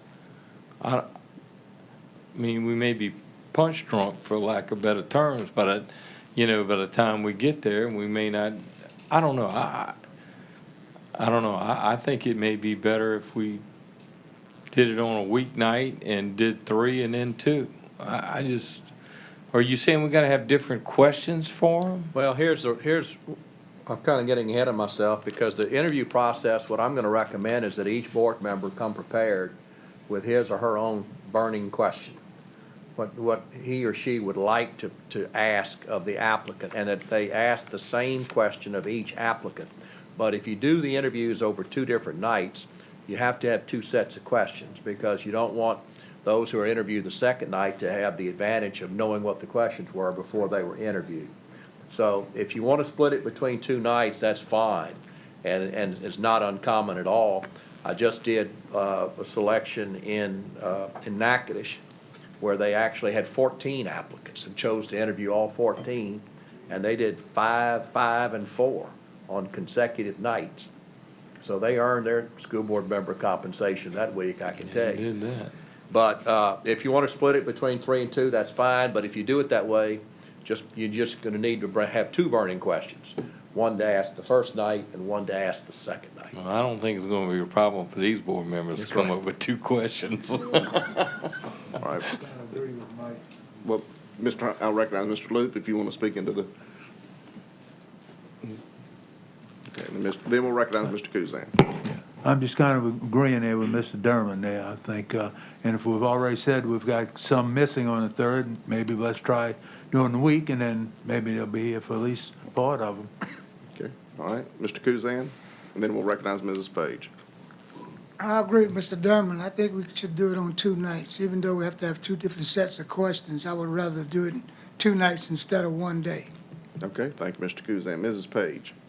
I think that if we can find 2 nights, that it would be great, but I think that it was challenging just to find 1. So I think that we need to keep that in mind. We're very busy people. We're very involved in our community, so that's just where I'm coming from. All right, thank you, Mrs. Page. Recognize Mrs. Heinz, then we'll go to Mr. Bettencourt.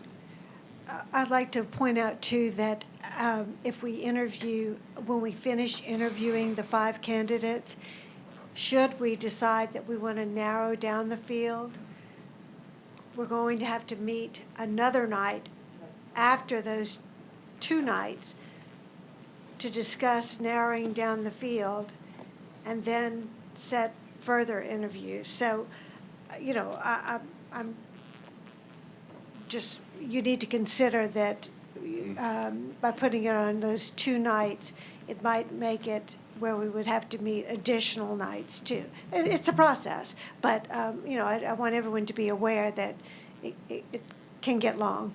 Thank you, Mrs. Heinz. Mr. Bettencourt, then Mr. Derman, and then Ms. Lamy. All right, thank you, Mr. Nation. I tend to agree with the motion on the floor to do it on a Saturday. People that have worked for a living, work an 8-hour day and seem to be able to pay attention for the most part. I'm still capable of paying attention for 5 hours, but I would want to add to the motion that there's some kind of a lunch break in there. I think we can accommodate that. I don't think we'd be sitting here for 5 hours straight. All right, let's see. Who did I say next? Mr. Derman and then Ms. Lamy. Mrs. Lamy. Mr. Hammond, question, you know, like whenever we had our, I don't know, was it grievance meeting, hearings or whatever it was, where you had to start, you know, whatever board member was in the hearing had to be in the hearing the entire time to vote. You know, so if somebody made one of the meetings but didn't make the other meeting, I mean, are they eligible to vote? Yes, you can vote without having attended any of the interviews. And one of the things that we recommend as well is that if you have the opportunity with the technology we have available to us now to record the interviews, if a board member had a conflict and for whatever reason couldn't make a particular interview, maybe they couldn't get off that early or couldn't stay that late, you would have a recording made of that interview where they could come in and take a look at it and get the advantage of having seen that before they have to make their selection. So the answer to your question is yes, you can vote even if you're not present for the interviews. But I know this board well enough to know that it does its due diligence, and I'm sure all the board members are going to want to hear all the interviews either in person or recorded. Okay, I was just curious because I know some of the actions we take. Right. You got to be present for all of the conversations. Correct. Okay. Thank you, Mr. Derman. Mrs. Lamy. I would be okay with either way, Saturday or 2 nights, but I would like to just ask if we do a Saturday, since we know 2 people can't be here, if we could just look if there is another Saturday. I don't know if y'all have already discussed it and came up with that day, or if you just suggested one, but if we do decide on a Saturday, if we could possibly see if the next week was available, or the week before, whatever. All right, Mrs. Hanks, and then Mr. Broad. And the reason that I suggested the 3rd was because I thought that if we then wanted to narrow the field, when we met on the 8th, we would have the opportunity to do that, and, you know, that'll require a vote. And then we could set the next date for the next round of interviews. It was just my thinking. The 26th or whatever, the Saturday before that, there's an LSU ball game at 2:30 in the afternoon. I was just. Being considerate. That's right. All right. All right, Mr. Broad. Yeah, I'm all for not missing LSU game. Mr. Hammond mentioned that with the technology, these things could be recorded. Yes, sir. So I have 2 proposals here. One is, we'll be looking at a possibility of having board members that are absent be able to log in and come in through Zoom. That's number 1. Number 2, possibly having the board members be able to submit their questions. And then we could look at the responses on the video. Either way, you know, I feel much less bad about missing a meeting. Also, the idea that there would be a second round, I'm all for all of you guys having to suffer through the initial round. And just give me the prime candidates and let me question those. All right. Thank you, Mr. Broad. Those are 2 interesting suggestions. Mr. Hammond, you want to? Both excellent suggestions. I think so. I don't see any prohibition to doing either one. Now, technology, you'll have to get somebody who knows how to operate the cameras, but assuming that, I know that you have that kind of person around here, and so if you need to do it through Zoom, I think that's an outstanding way to do it, and I think the other way is, even if you can't do it through the Zoom, submitting your questions in advance and having somebody else ask the questions can be done as well. So both of those are excellent ideas. I'm making myself notes for my next search. Good job, Mr. Broad. Mr. Betancourt, and then Ms. Drucker. Thank you, Mr. Nation. I just want to maybe correct Mr. Bro on one point. They're all 5 prime candidates. All right. Mr. Drucker, Mrs. Drucker? I just want to make sure that this is going to be, it's going to be live, televised, real time. The interview. Well, if you say if we do it Zoom, I guess it would be, but. So I wanted to get some clarification that the interview. It will not be streamed live. If we do want a board member to log into Zoom, do that, then we can certainly do that. But our meetings are not streamed live. They will be taped by Channel 13. So if you missed it, you certainly could do that also. Okay, thank you for the clarification. No problem. Thank you. All right. Anyone else? All right, Mr. Kuzan? I'm just thinking about if we do all 5 in one day, the last person that's being interviewed, or the last couple, I think they deserve the attention that we should give, you know, to the first 2 or 3. I mean, so that's what the only reason why I'm against. I don't mind doing all 5 in a day. I'll be here. But what I'm saying is that I just think that we need to give them all the quality time that they need to make the best impression on this board. Thank you. Thank you, Mr. Kuzan. And Mr. Hammonds, and not seeing anyone else, I'll ask you a couple of questions. One is, speak to the, will be a public hearing, correct? Correct.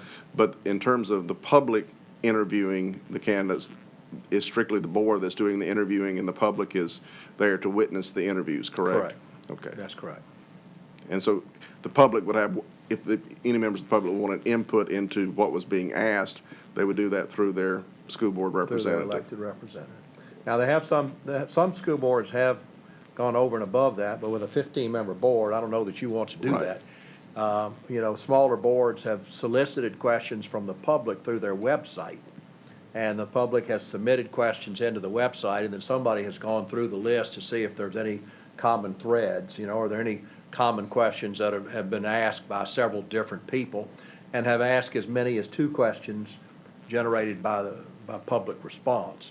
And again, just saying, after the board members have asked their questions, then they would say, okay, here are 2 more questions that we received from the public, and you would ask those questions as well. again, the process is very discretionary with the board as to how you do that. With each board member having one burning question, and by the time you get through 15 burning questions and an opening statement and a closing statement, which I'm going to recommend as well, you've got a pretty full interview. I don't really know that this is a situation where you're going to need to have any additional questions. And again, don't forget too, we're going to talk about that here momentarily, but after you ask your question, if you don't think they fully answered the question, you have the right to a follow-up question. And if any other board member, if it generates a follow-up question with another board member, that board member can ask a follow-up as well. Ordinarily, you don't have a lot of those, but you do have some. And so you'll have the 15 questions, the responses to 15 questions, and a few follow-up questions after that. So again, this process is going to ordinarily takes about an hour, as Ms. Hines said. With the size of this board, it could easily go hour 10, hour 15, based on my experience. Okay. And do you have any experience with boards, or is it your recommendation to at least have some type of time frame for each question? Yes, and that's explained to them. And I know I'm kind of getting into the weeds here, but these are important weeds. Sure. There will be a letter that will be sent to each of the 5 applicants. And in that letter will say, thank you for your application. Your interview has been scheduled for this date at this time. The general process of the interview will be as follows. You'll get approximately 8 to 10 minutes to make an opening statement, after which you will be questioned by individual board members, following which you'll have the opportunity to have make a short closing statement. We estimate that your answers to each question should not exceed approximately 3 to 4 minutes maximum, in order that we can complete all questioning in a timely fashion. In addition, there is a possibility that there may be a question or two that needs to be asked in executive session. And so this will notify the applicants of the possibility, doesn't happen every time, but of the possibility of a brief executive session to ask a particular question.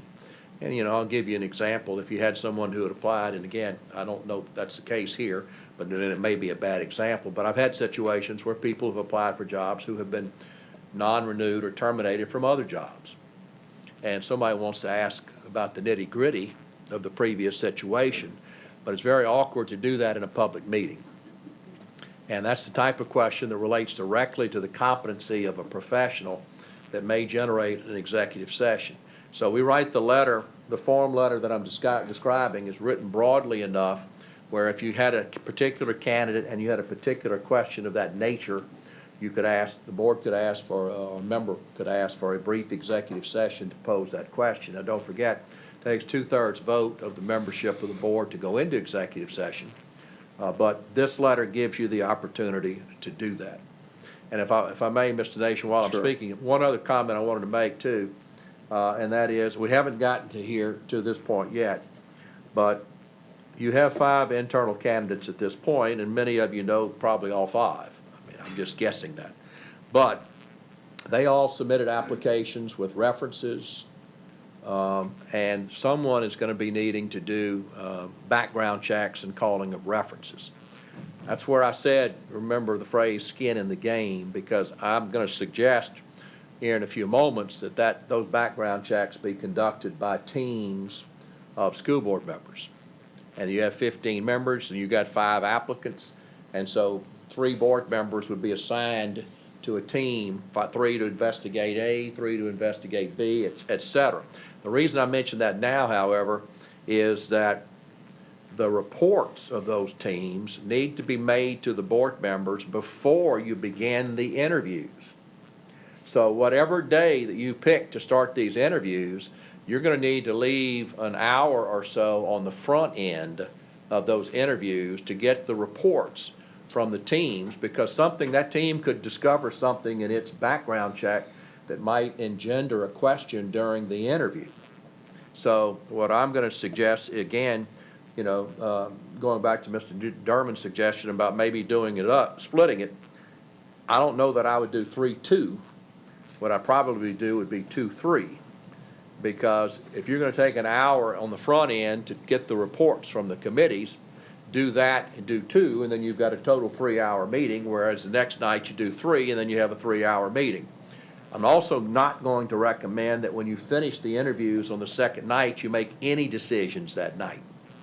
None. And that's why Ms. Heinz was suggesting that date, October the 3rd, is because I understand that you have a board meeting on October the 8th. 8th, a regular meeting on the 8th. And so I think she was just trying to get those to jive. Now, you as the president can certainly call a special meeting to accomplish the same thing, but after you've done all these interviews, then at some time, you're gonna need to reconvene, and you're gonna decide, do we want a round 2? And if so, who do we want in round 2, and how do we want to do round 2?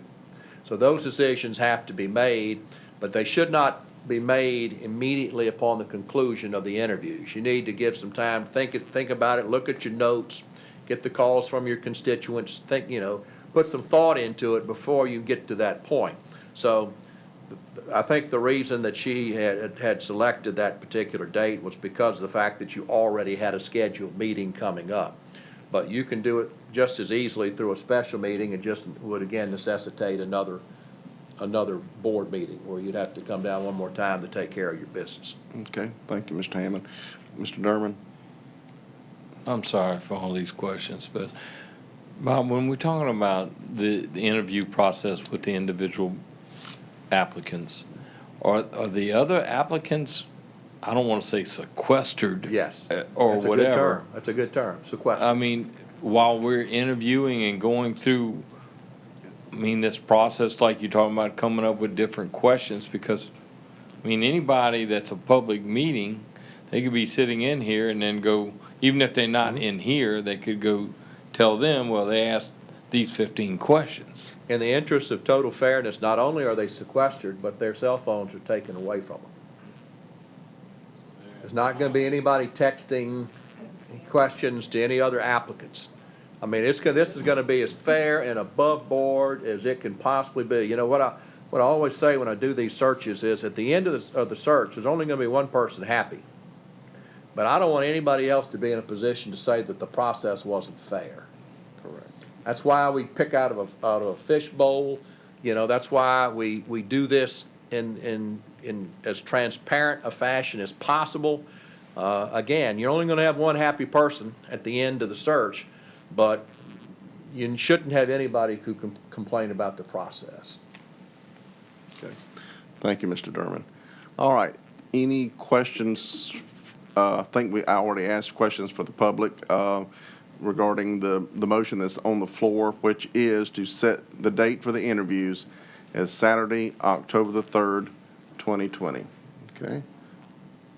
And the floor is now open to vote. So.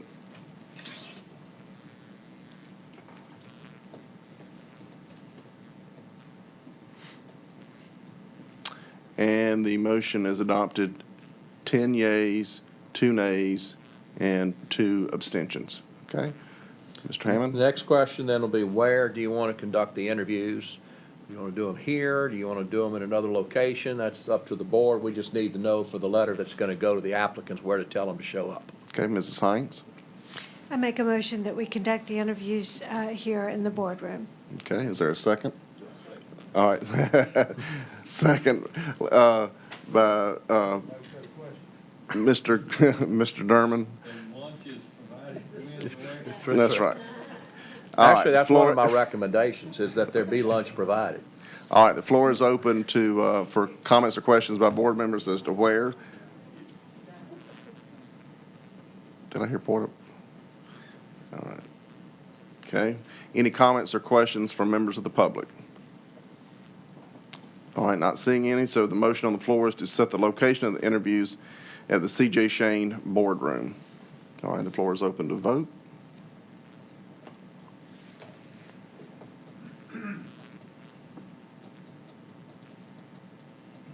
And that is adopted unanimously.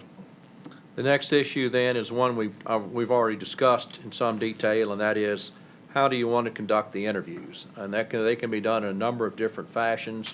I've had them done by one parish, they brought in some representative of the Chamber of Commerce who asked the questions. But ordinarily, the questions are generated from the board members. And again, this goes back to my skin in the game issue, in that I find that the board members are more cognizant of, and they pay more close attention to the responses to their own questions. And there are certain things that everybody's got these burning issues, and everybody's burning issues aren't the same. You know, one of the reasons that you have school boards is because you have different backgrounds on the board who can help. Maybe it's a banking issue, maybe it's a medical issue, maybe it's an educational issue, and you have a pooling of those resources. So I think the same thing would be true here. I have found some very, very good questions generated by board members, very thought-provoking questions. There also are lists of questions available through the Louisiana School Boards Association.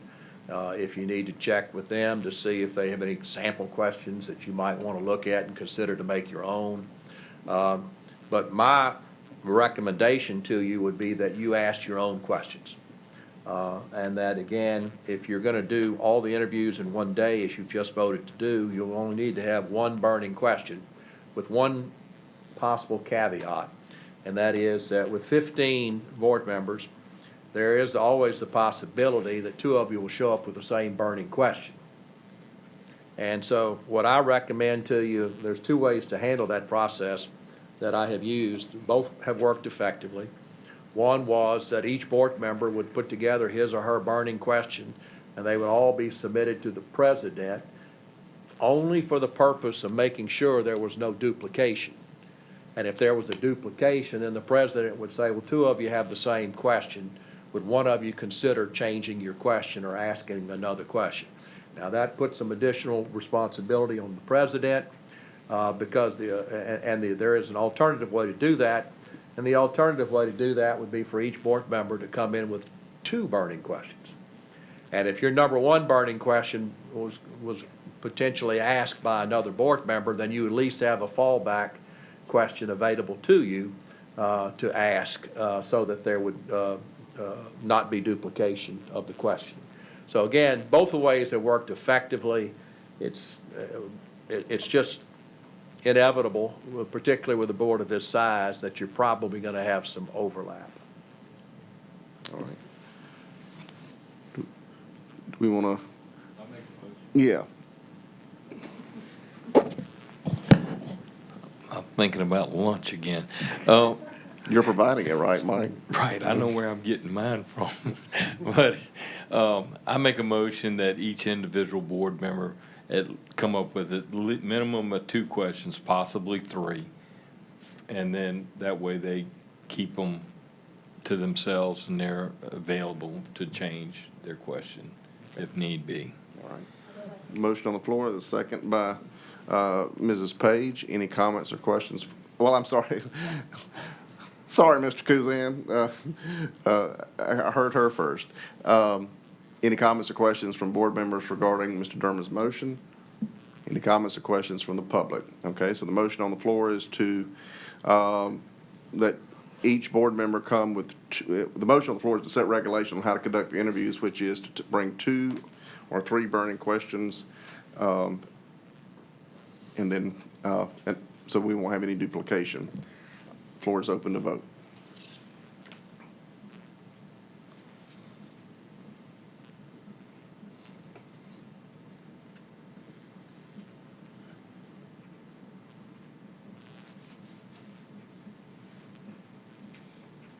Okay, and that motion is adopted unanimously. Mr. Nation, can I back up to the date that we're doing it? Should we have had a time to go with that date, or are we going to go later to set the time? It'll be, I'm just assuming that we'll put a time in there. Again, don't forget the first hour is going to be your reporting of your committees. That's going to be one of the things we're getting to just about next. Okay. I didn't know if it was the date Obviously, and the it'll be a time. morning start. You know, I'm guesstimating probably in the 9-ish area. Yeah. 9 to 10, perhaps the reports of the committee, begin the interviews at 10. And so you'd have a 10 and 11, and then maybe a short break for lunch. And then you can come back in the afternoon, do a 1 1, 2, and 3, or something like that. I appreciate that lunch break. That's right.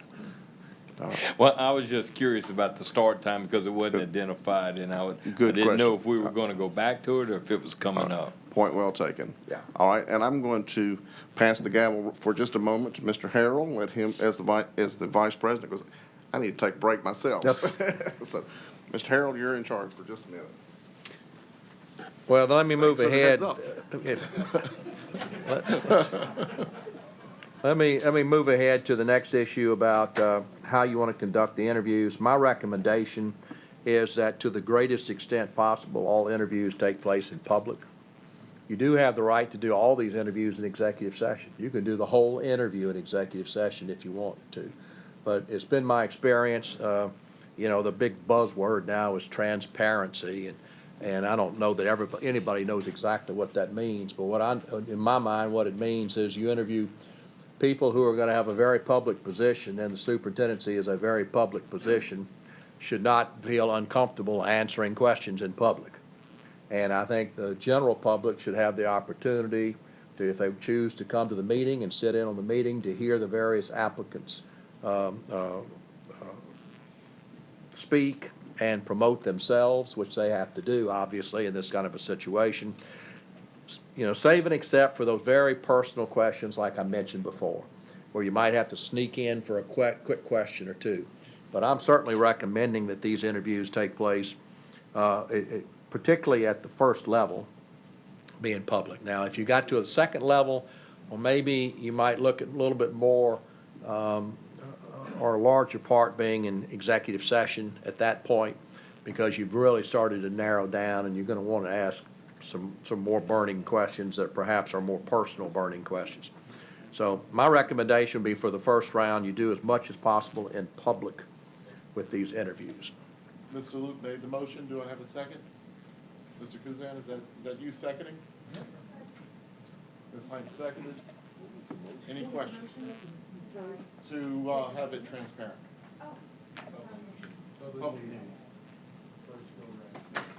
Oh, come on.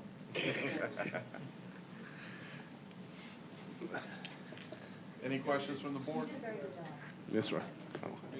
Yeah, go ahead. Any questions from the public? Please vote.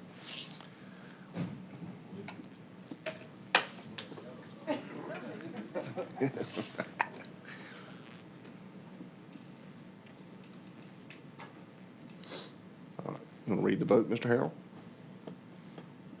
14 yeas, 0 nays, 0 abstentions. All right. It passes unanimously. All right. That's right. Good job, Brandon. And I promise I'm getting near the end here. Mr. Hammonds? Because I do know you have other items on your agenda.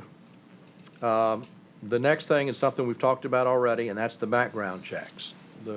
And my recommendation, again, skin in the game, my recommendation is that you have 5 teams of 3 members apiece, randomly selected, who will check out the background of a particular applicant. We have the applicants listed now in the order of interview. Ms. Hines has been kind enough to pull out another fishbowl, and she has listed in there this time the names of all the 15 board members. And so, again, if she calls on Ms. Richardson to help her, what Ms. Richardson will be doing now, she'll be pulling out 3 names, and these will be the 3 board members who will be on the committee to look into the background of Mr. Jabbia. Okay. I do see a question, Yeah, however. Mr. Betancourt and then Mr. Brode. Thank you. It just comes to mind, all 5 of these applicants are from within our system. Background checks should be on file. Could we not use that? Primarily, it's references that you're talking about, where you can call references to get additional information. And again, you don't have to be as thorough because they've been employees of your system as you may be if they were otherwise. But I've never had a search where there wasn't something discovered that people didn't know. And sometimes it's good and sometimes it's not so good. So I think you should try it. I guess perhaps I got ahead of myself, though, Mr. President, because I didn't ask for a vote as to whether you wanted to use my committee procedure or not. Before you start picking names, I guess you should vote on whether you use that process. Agreed. Mrs. Hines? I'd like to make a motion that we use the team method of checking references where each Oh, I'm sorry. candidate will have 3 board members checking their references. Okay, And they're and, drawn by random lot. all right. Mrs. Lamy? Oh, okay. Okay. She tried, Mr. Guzan. All right, second by Mr. Brode, and I think Mr. Brode had a question, so I'll give him the floor. I was gonna make a motion before we got into discussion. Oh, okay. All right, very good. Any comments or questions from board members? Any comments or questions from the public? Okay, the floor is open to vote to use Teams to perform background reference checks on the applicants.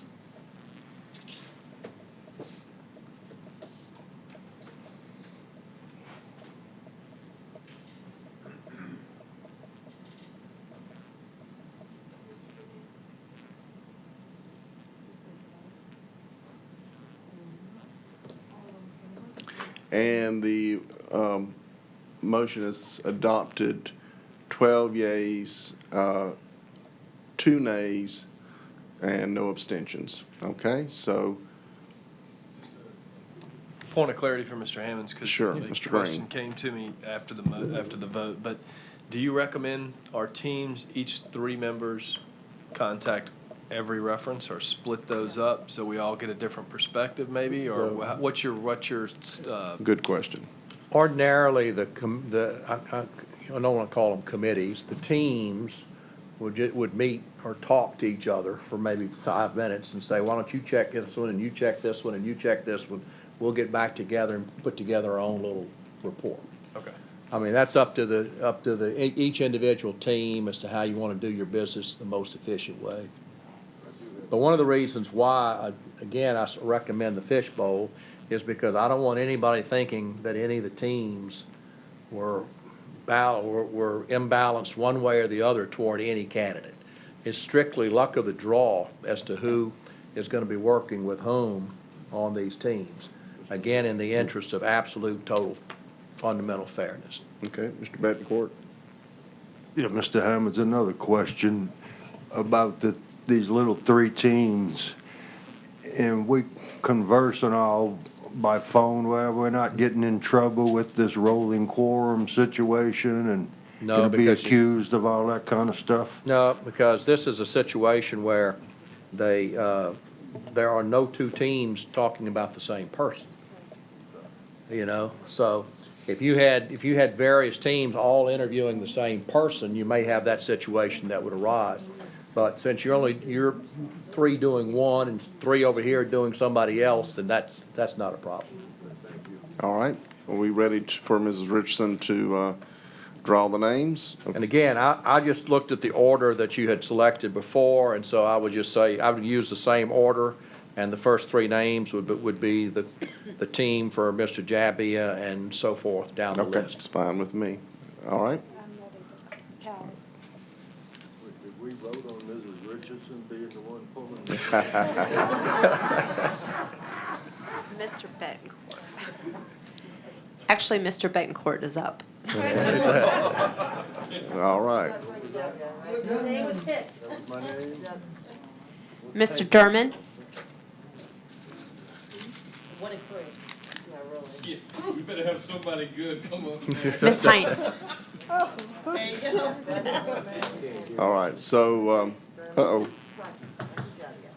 All right, so the team for Mr. Frank Jabbia is, all Betancourt, Derman, and Heinz. right, board members, all right. DeRoche, Mr. Nation, Okay, Mr. Kuzan, Ms. Drucker, all right, that's for Dr. Dr. DeRoche. DeRoche, Nation, Kuzan, Drucker. Mrs. Lemaine, Mr. Green, Mr. Loop, and Mr. Bro. Ms. Lemaine would be Mr. Green, Mr. Loop, Mr. Bro. Next one is Dr. Corwin Robinson. Mr. Winkler,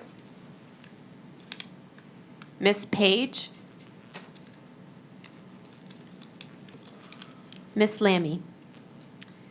For Dr. Robinson, Mr. Winkler, Ms. Page, Mrs. Lamy. Ms. That leaves- Dangerfield? Yes, and that would leave Mr. Hersey, myself, and Mr. Harrell. For Ms. Dangerfield, it would be Mr. Hersey, Ms. Richardson, and Mr. Hersey. Yeah, Hersey, Harrell, and Hersey, Harrell, Richardson, Harrell. I've got it. All I've right. got it. Mr. Hammonds. And again, just briefly for the benefit of those teams, you know, you can call references, you can go on Google names, you can, I mean, there's lots of things that you can do. And before that, when you come back for that meeting on the 3rd, the first hour of that meeting will be each of these teams submitting a report to the other board members. So the purpose for this is to divvy up the responsibility so that 3 of you, all 15 of you don't have to go back and check 5 different applicants. And so that just leaves the one last thing on my list, which I think you've pretty much already decided, and that is I think that after the interviews, you should have a date selected for your meeting as to decide whether you want a second round of interviews, and if so, who should be involved in that second round. I understand you already have a board meeting that week, so my recommendation would be that you just add that as an agenda item for that particular board meeting. It should not take nearly this much time, because at that time, you'll be asked to say, number one, do we want a second round or not? And then if you say, yes, we want a second round, then the next question will be, how many people do we want to have in the second round? Not who, but how many? And then the third question will be, who? And again, the way I recommend that be accomplished is by the use of a ballot, where you put the 5 names down, and depending on how many you choose to have for a second round, let's say you have 2, then you go back and each board member would check 2 names who they would like to see interviewed a second time, sign it, submit it to the president, it's read out loud. This is you know, the vote of Miss Heinz, and then you say Miss Heinz selects or chooses to interview candidate A and candidate B, and then you turn to Miss Heinz and say, am I reading this correctly? Is that in fact who you would like to see interviewed? And you double check that, because Louisiana law says that you should be taking voice votes, and I'm going to be hyper technical here and say, just to protect the process, we want it to be in the nature of a voice vote. But again, for the benefit of the public and for any of the applicants who might be looking at this, the reason that we use the ballots is so that the board members are required to vote simultaneously. If I've had situations occur, I know that nobody would ever do this to each other, but I've actually had situations occur where boards have been in a U shape, similar to what you have, and then they would go start over here with Mr. Green, say, Mr. Green, who do you vote for? Mr. Dermott, who do you vote for? And the people on this side have got little tally sheets, and they're tallying how the votes are coming out before they have to cast their own. And I've actually seen it really work to the detriment of board members and the process in whole. So again, in the interest of total fairness and objectivity and transparency, my recommendation is always going to be that you vote simultaneously, and the only way you can do that is through the ballot process. So that's what I'm going to be recommending, and again, for that second meeting, that meeting on October 8th, if that's the night, then you're going to want to decide those issues that I just described, and you're going to want to use the ballot to accomplish the culling of the field from 5 down to a smaller number. And of course, at that time, you're also going to decide when are you going to conduct the second round, where are you going to conduct the second round, is the format going to be the same or different. So you have a few decisions that you have to make, but not nearly the kinds of decisions that you had to make here tonight. Okay. Do we, and certainly, the October the 8th, I'll place, that's hereby placed on the agenda for that night. But now, do we need a vote tonight in terms of accepting your recommendation for the manner of voting? Would you, I think that it would be just as easy to get it done tonight as to make you come back and vote on it at the next meeting. this is the method of voting? The method of voting, I'm recommending the ballot process for the reasons that I have described. Okay. Motion, Make a motion that we use that ballot method. and have lunch as well, right? All right. Motion by Mr. Derman. Is there a second? Second by Mrs. Laming. Okay, and the floor is open for questions. Mr. Derman, and then Okay. Mr. Kuzan. Bob, as Yeah. you mentioned, talking about this possible second round, does that need to be included in a motion that we were, or is that going to actually take place at the October 8th meeting? At the October 8th meeting, you will have to decide, do we want a second round? Now, you remember I said initially, you're not required to even have the first round, Right. but you're certainly not required to have a second round. I mean, if you conduct the first 5 interviews and there's some applicant who just blows everybody away, and I've had that happen on a number of occasions, the board members have said, one applicant was so far superior to the others that we don't really feel the necessity to conduct a second round of interview. We're ready to hire tonight. And what you're going to find on that agenda, as I was explaining to Ms. Heinz earlier, it's going to be written in the alternative. What it's going to say is, the item is going to be selection of superintendent or just action relative to the procedures to take as we continue the search. Okay. And so if you're prepared that night, if you don't need another interview, if you're ready to vote, you can vote that night because the item will be on the agenda in that fashion.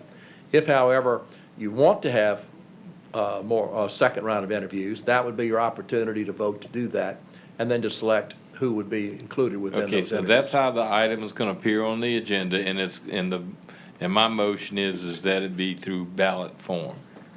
Yeah, right now, the issue is gonna be how do you go about limiting the field? And as a matter of fact, you can do both votes now if you want. The final selection is gonna be made the same way. If you can either do it, you can use the ballot process to reduce the field, or you can use the ballot process to make your selection of the final superintendent. And that may be one vote, or it may be 2 votes, maybe on one night or on 2 separate nights. And so if you want to go ahead and acknowledge the fact that you want to use the ballot process, you could go ahead and make that motion that that process be used in either the selection of the second round interviewees and used in the process for the selection of the superintendent. Okay, well, I'll modify my original motion to, that we just use the ballot method of voting for both, For either or both. either or voting. Okay. And I think Mrs. Lamey, seconds that. Any other further comments or questions from board members? Mr. Kuzan, I think you had a. Okay. Anyone else? Mrs. Drucker. Do we need to indicate who's gonna count the ballots and all that, and designate a person? This- The ballots will president. all be submitted to the president, and the president's just gonna read them out loud and say, okay, this is the ballot from Ms. Drucker. Ms. Drucker, you voted for so-and-so and so-and-so. Is that in fact who you voted for? And you just say, yes, it is. I'm assuming he would read it correctly. Similar to they do in the United States Senate when they read out the vote. That's right. You're reading out the votes, but you gotta sign your name at the bottom, Right. both signed and printed, because the ballots actually are attached to the minutes. They become part of the official minutes of the meeting, and so that's why some of you, probably went to the same handwriting school that some lawyers went to, and we want to have you print your name and sign your name so that there's no question, 5 years from now, who it was that cast that ballot. All right. Mr. Betancourt, did I see your hand go up? Okay. Anyone else? Any comments or questions from the public? All right. The floor is open to vote. The motion is to use the ballot method as voting for selection for either or both.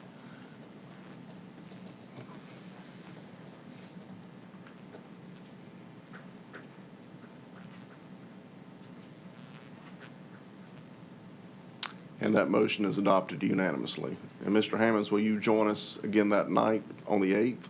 I think that I can join you that night on the 8th to shepherd you through the second round of questions. Okay.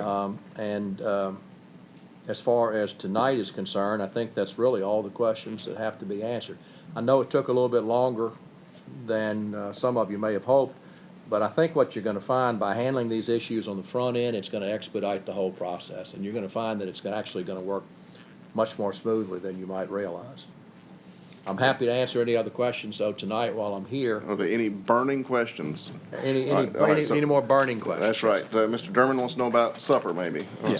I was trying to see, Bob sounded like he's gonna miss lunch on Saturday. I was just wondering, I mean, are you not gonna be in attendance on that Saturday question there?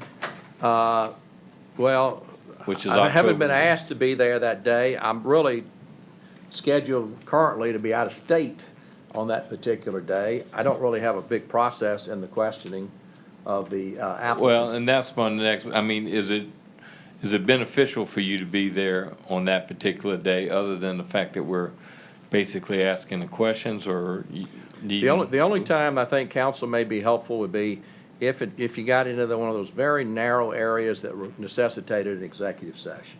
Would it be helpful for us to have our counsel?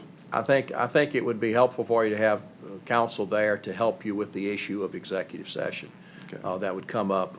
But beyond that, since we've discussed the process, you come in with your burning questions, you ask your burning questions, and the cover letter that's going to go to the 5 applicants is going to explain this process, that they get 8 to 10 minutes to open. They have questions from each board member. Board members can ask follow-up questions. They'll have about eight minutes to close. The entire process would probably take an hour to an hour 15 per applicant. So the only thing that I think that you might need legal counsel for would be, and I'd be happy to be here, Mr. Derman, if I wasn't already got an airfare booked for that particular weekend. But I'm just glad Alabama's playing on the 3rd. Yeah, well, I think the only issue that you might need legal counsel for would be if you got into a situation of executive session. And quite honestly, it rarely occurs in the first round. Sometimes it occurs in the second round, but rarely occurs in the first round that you need an executive session. Okay, that was my question. I just didn't want you to not be there if we needed you. Oh. Okay, thank you, Mr. Derman. Mrs. Hines? I just wanted to thank Mr. Hammonds for being here this evening, and the board for being so attentive to responding to the process. And I think we've developed a great and fair process. And see, I told you he was in the school of fairness and common sense. And, I really do appreciate you being here this evening. All right. Thank you very And much. Mrs. Bergeron, can you be here on the 10th for? Third. Well, see, Alabama's playing on the 3rd. That's why I keep saying the 10th. All right. Anyway, you can be here on the 3rd. Okay. Thank you, Mrs. Bergeron. Mr. Betancourt. Oops, sorry. Mr. Betancourt and then Mrs. Hines. Just one other a possibility exists in our background checks. Something may come up when we go to report that would require an executive session to blurt that out, right? Right, and the reports will be presented in executive session. Okay, thank you. That's why you write the letter and you explain the process, and in that process, you get them to consent to the executive session. If they choose not to consent to the executive session, which is their right, then that report would be in public, but for good or for bad, that would be their issue at that time, because there would be no longer any confidentiality. All right, Mrs. Hines. Just to make it completely clean, I'd like to make a motion that our meeting begin on October 3rd at 9 a.m. Okay, is there a second? All right, Mr. Betancourt, seconds. Any questions or comments from board members? Any comments or questions from the public? Okay. Yep. That's quite all right. You said 8 a.m.? 9 a.m. Everybody's like, 9. I'm gonna make that motion here in just a minute.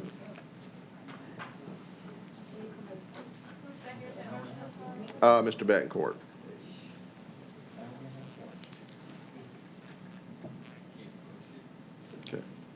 Floor is open to vote.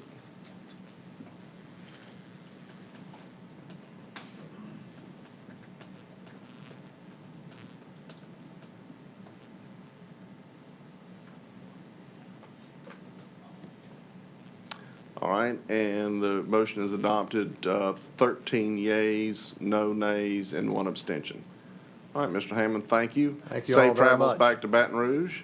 Yep. All right, and I'd like to make a motion that Mr. Dermott bring his cooker up, and cook some deer steaks that day. I'm gonna get you wore out from all these questions.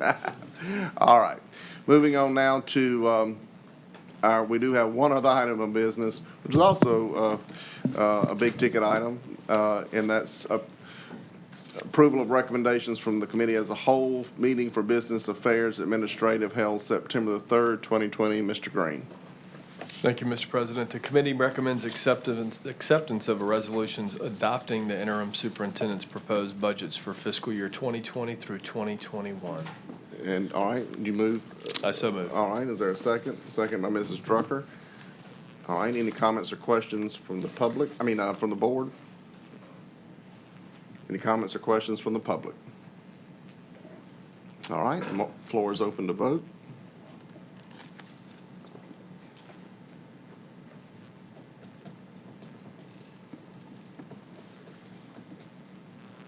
And the motion is adopted unanimously. All right, thank you, Mrs. Prevost. And you're a trooper for hanging in for 2.5 hours and then didn't get to say a word. But that's all right too, huh? All right, moving on now to announcements. Got 2 announcements. The October committee as a whole meeting will be Thursday, October the 1st at 6 p.m. And the board meeting will be Thursday, October the 8th at 7 p.m. And sure, Mr. Harold would like to make an announcement. I realized during my short time running the meeting, I messed up and did not use my mic. Uh-oh. So while I got the mic on, I just Yes. wanted to thank Ms. Coakley for spending her birthday with us tonight. Oh, happy birthday, Mrs. Coakley. No singing. Happy birthday to you. Happy birthday, dear Christy. Happy birthday to you. And I also want to thank Mrs. Heinz for all the hard work she's been putting in for this, in the search process. Thank you, Beth, for all that you've done.